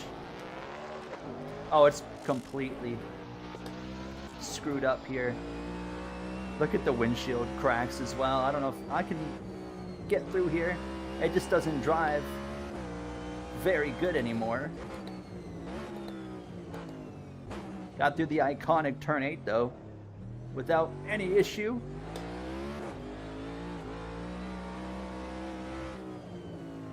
All right. Ooh, it's destroyed. It is destroyed. There you have it. There you have it. A lap around Adelaide in the Super Trophy truck configuration. This is Automobilista 2. Is this only for whatever you're playing on, or can PC? Yeah, Automobilista 2 is only on PC, unfortunately. So yeah, you cannot get it on console. Why am I British? I don't know. Interesting. Apparently I'm British. Hold on. I want to try something, chat. I'm into Automobilista 2, so I want to see a lap without cautions just to see what the AI do. I'm sorry for keeping you guys so long, but I am curious. Turn off safety cars. Yes, okay. We're going to try that one more time, because I just want to see how the AI handle an actual green flag lap here. And then we will end stream, I promise. One more lap, and then we're ending stream here. What would be your reaction if they had realistic pit road disasters on NASCAR 26? I don't think you'll ever see that, but pit crew mistakes would be a very nice thing to add to a NASCAR game. I would really like to see that. I would imagine everyone is in agreement on that. All right, let's go. An actual lap without a caution coming out. Let's see how long the AI can... Oh my God. Oh. Come on. Oh, there's some horrific crashing in the back there.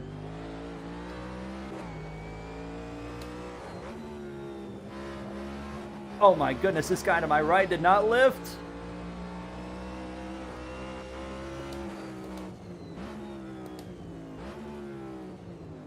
Get up on the curb. I love the proximity radar as well in this game. Oh, it makes it so much easier. Ooh. No grip. This guy's got damage. He's struggling. They're trying to wreck up here. Watch out, watch out, watch out. Coming through. Oh no. Oh, slow down. Oh, the AI are coming. Oh, I just got ran over. I just got ran over. What are we doing? Come on. Oh my goodness gracious. Oh, no. Oh, we're wrecking. Come on, guys. Let's figure this out. Come on. Come on. You can go. There we go. There we go. Let's just bring it home. Bring it home. Finish this thing off. Flawda Drift, how are you? Something's dragging on this car.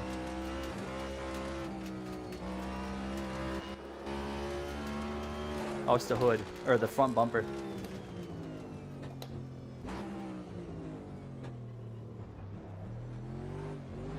Alright, just a couple more corners.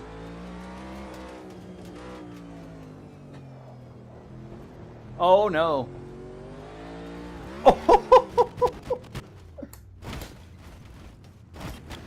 Oh my goodness. I think that's a good spot to end right there. I think that's a good ending right there. I do want to see that in the replay though. Hello as well, Kai Guy. How are you? Yes, AMS2, that's right. You just started a YouTube channel. How to improve? Consistency is the big thing. Try to do things a bit differently. But the big thing is just being consistent. Try to learn something new every time you're editing as well. Anytime you're like putting together a video, like try to learn something that you didn't know last time that can better your content. All right, let's see this crash right here. I tried to look at this. And then there I am. Oh my goodness. That's incredible. That is incredible.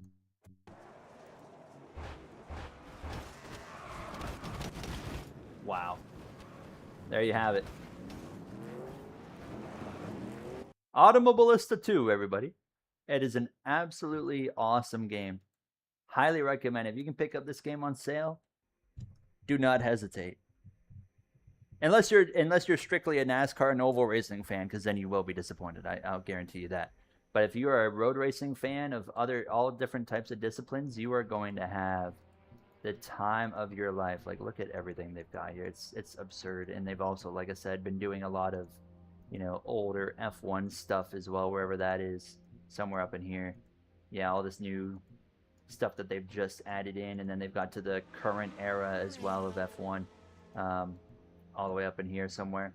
There's like 2021 cars, 2022 and beyond. They don't have like the new cars, I don't think, but it's cool. It is so cool. Anyways, only driver getting through there is Sheldon Creed. Hey, he's done some of that super trophy truck racing. He knows how to get around there. Could you test? Remind me next stream, Dello. We are going to call it there, but I would like to try that. William, thank you for the star, the 2 jewels. I do appreciate that. But we're going to be doing a Automobilista 2 like actual stream soon, Dello. So that'd be a good time for that. If you can remind me. Exist, take care. I think you'll get both 27 and 26, I feel like, in the IndyCar game, would be my guess. You're Eric Jones' #1 fanboy.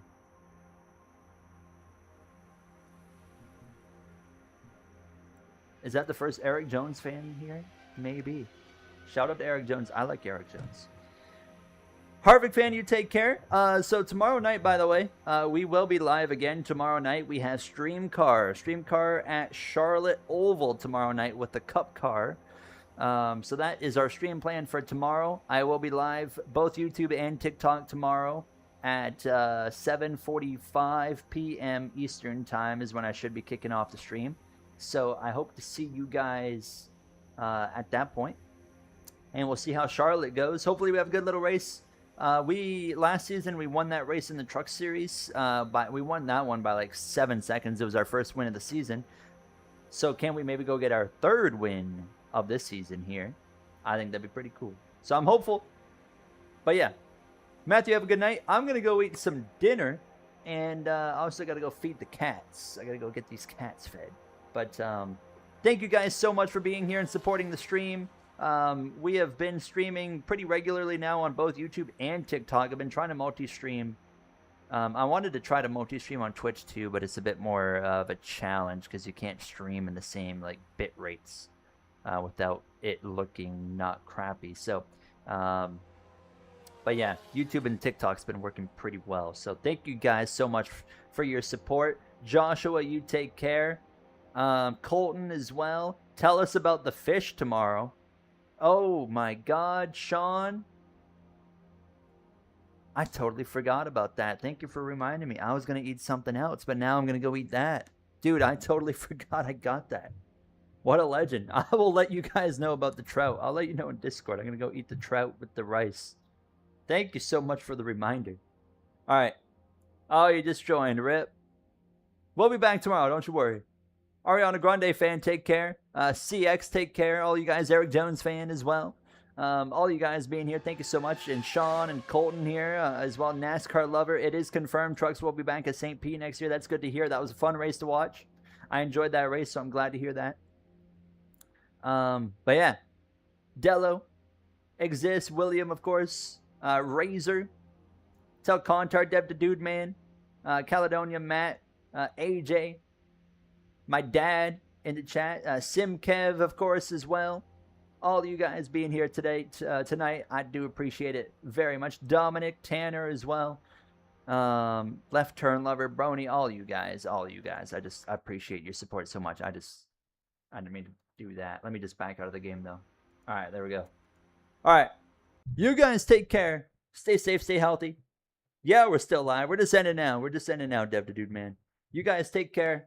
I'll see you guys tomorrow, 7:45 p.m. Eastern Time, stream car, as we aim to get win number 3 and try to go back-to-back on the season. You guys have a good night. I'll see you tomorrow. Also, NASCAR 21 Ignition video coming tomorrow, probably like 4 p.m. Eastern Time. So look forward to that because it's quite an episode. Caleb as well, take care. All you guys, thank you so much for your support again. I'll see you guys tomorrow and have yourselves a great night.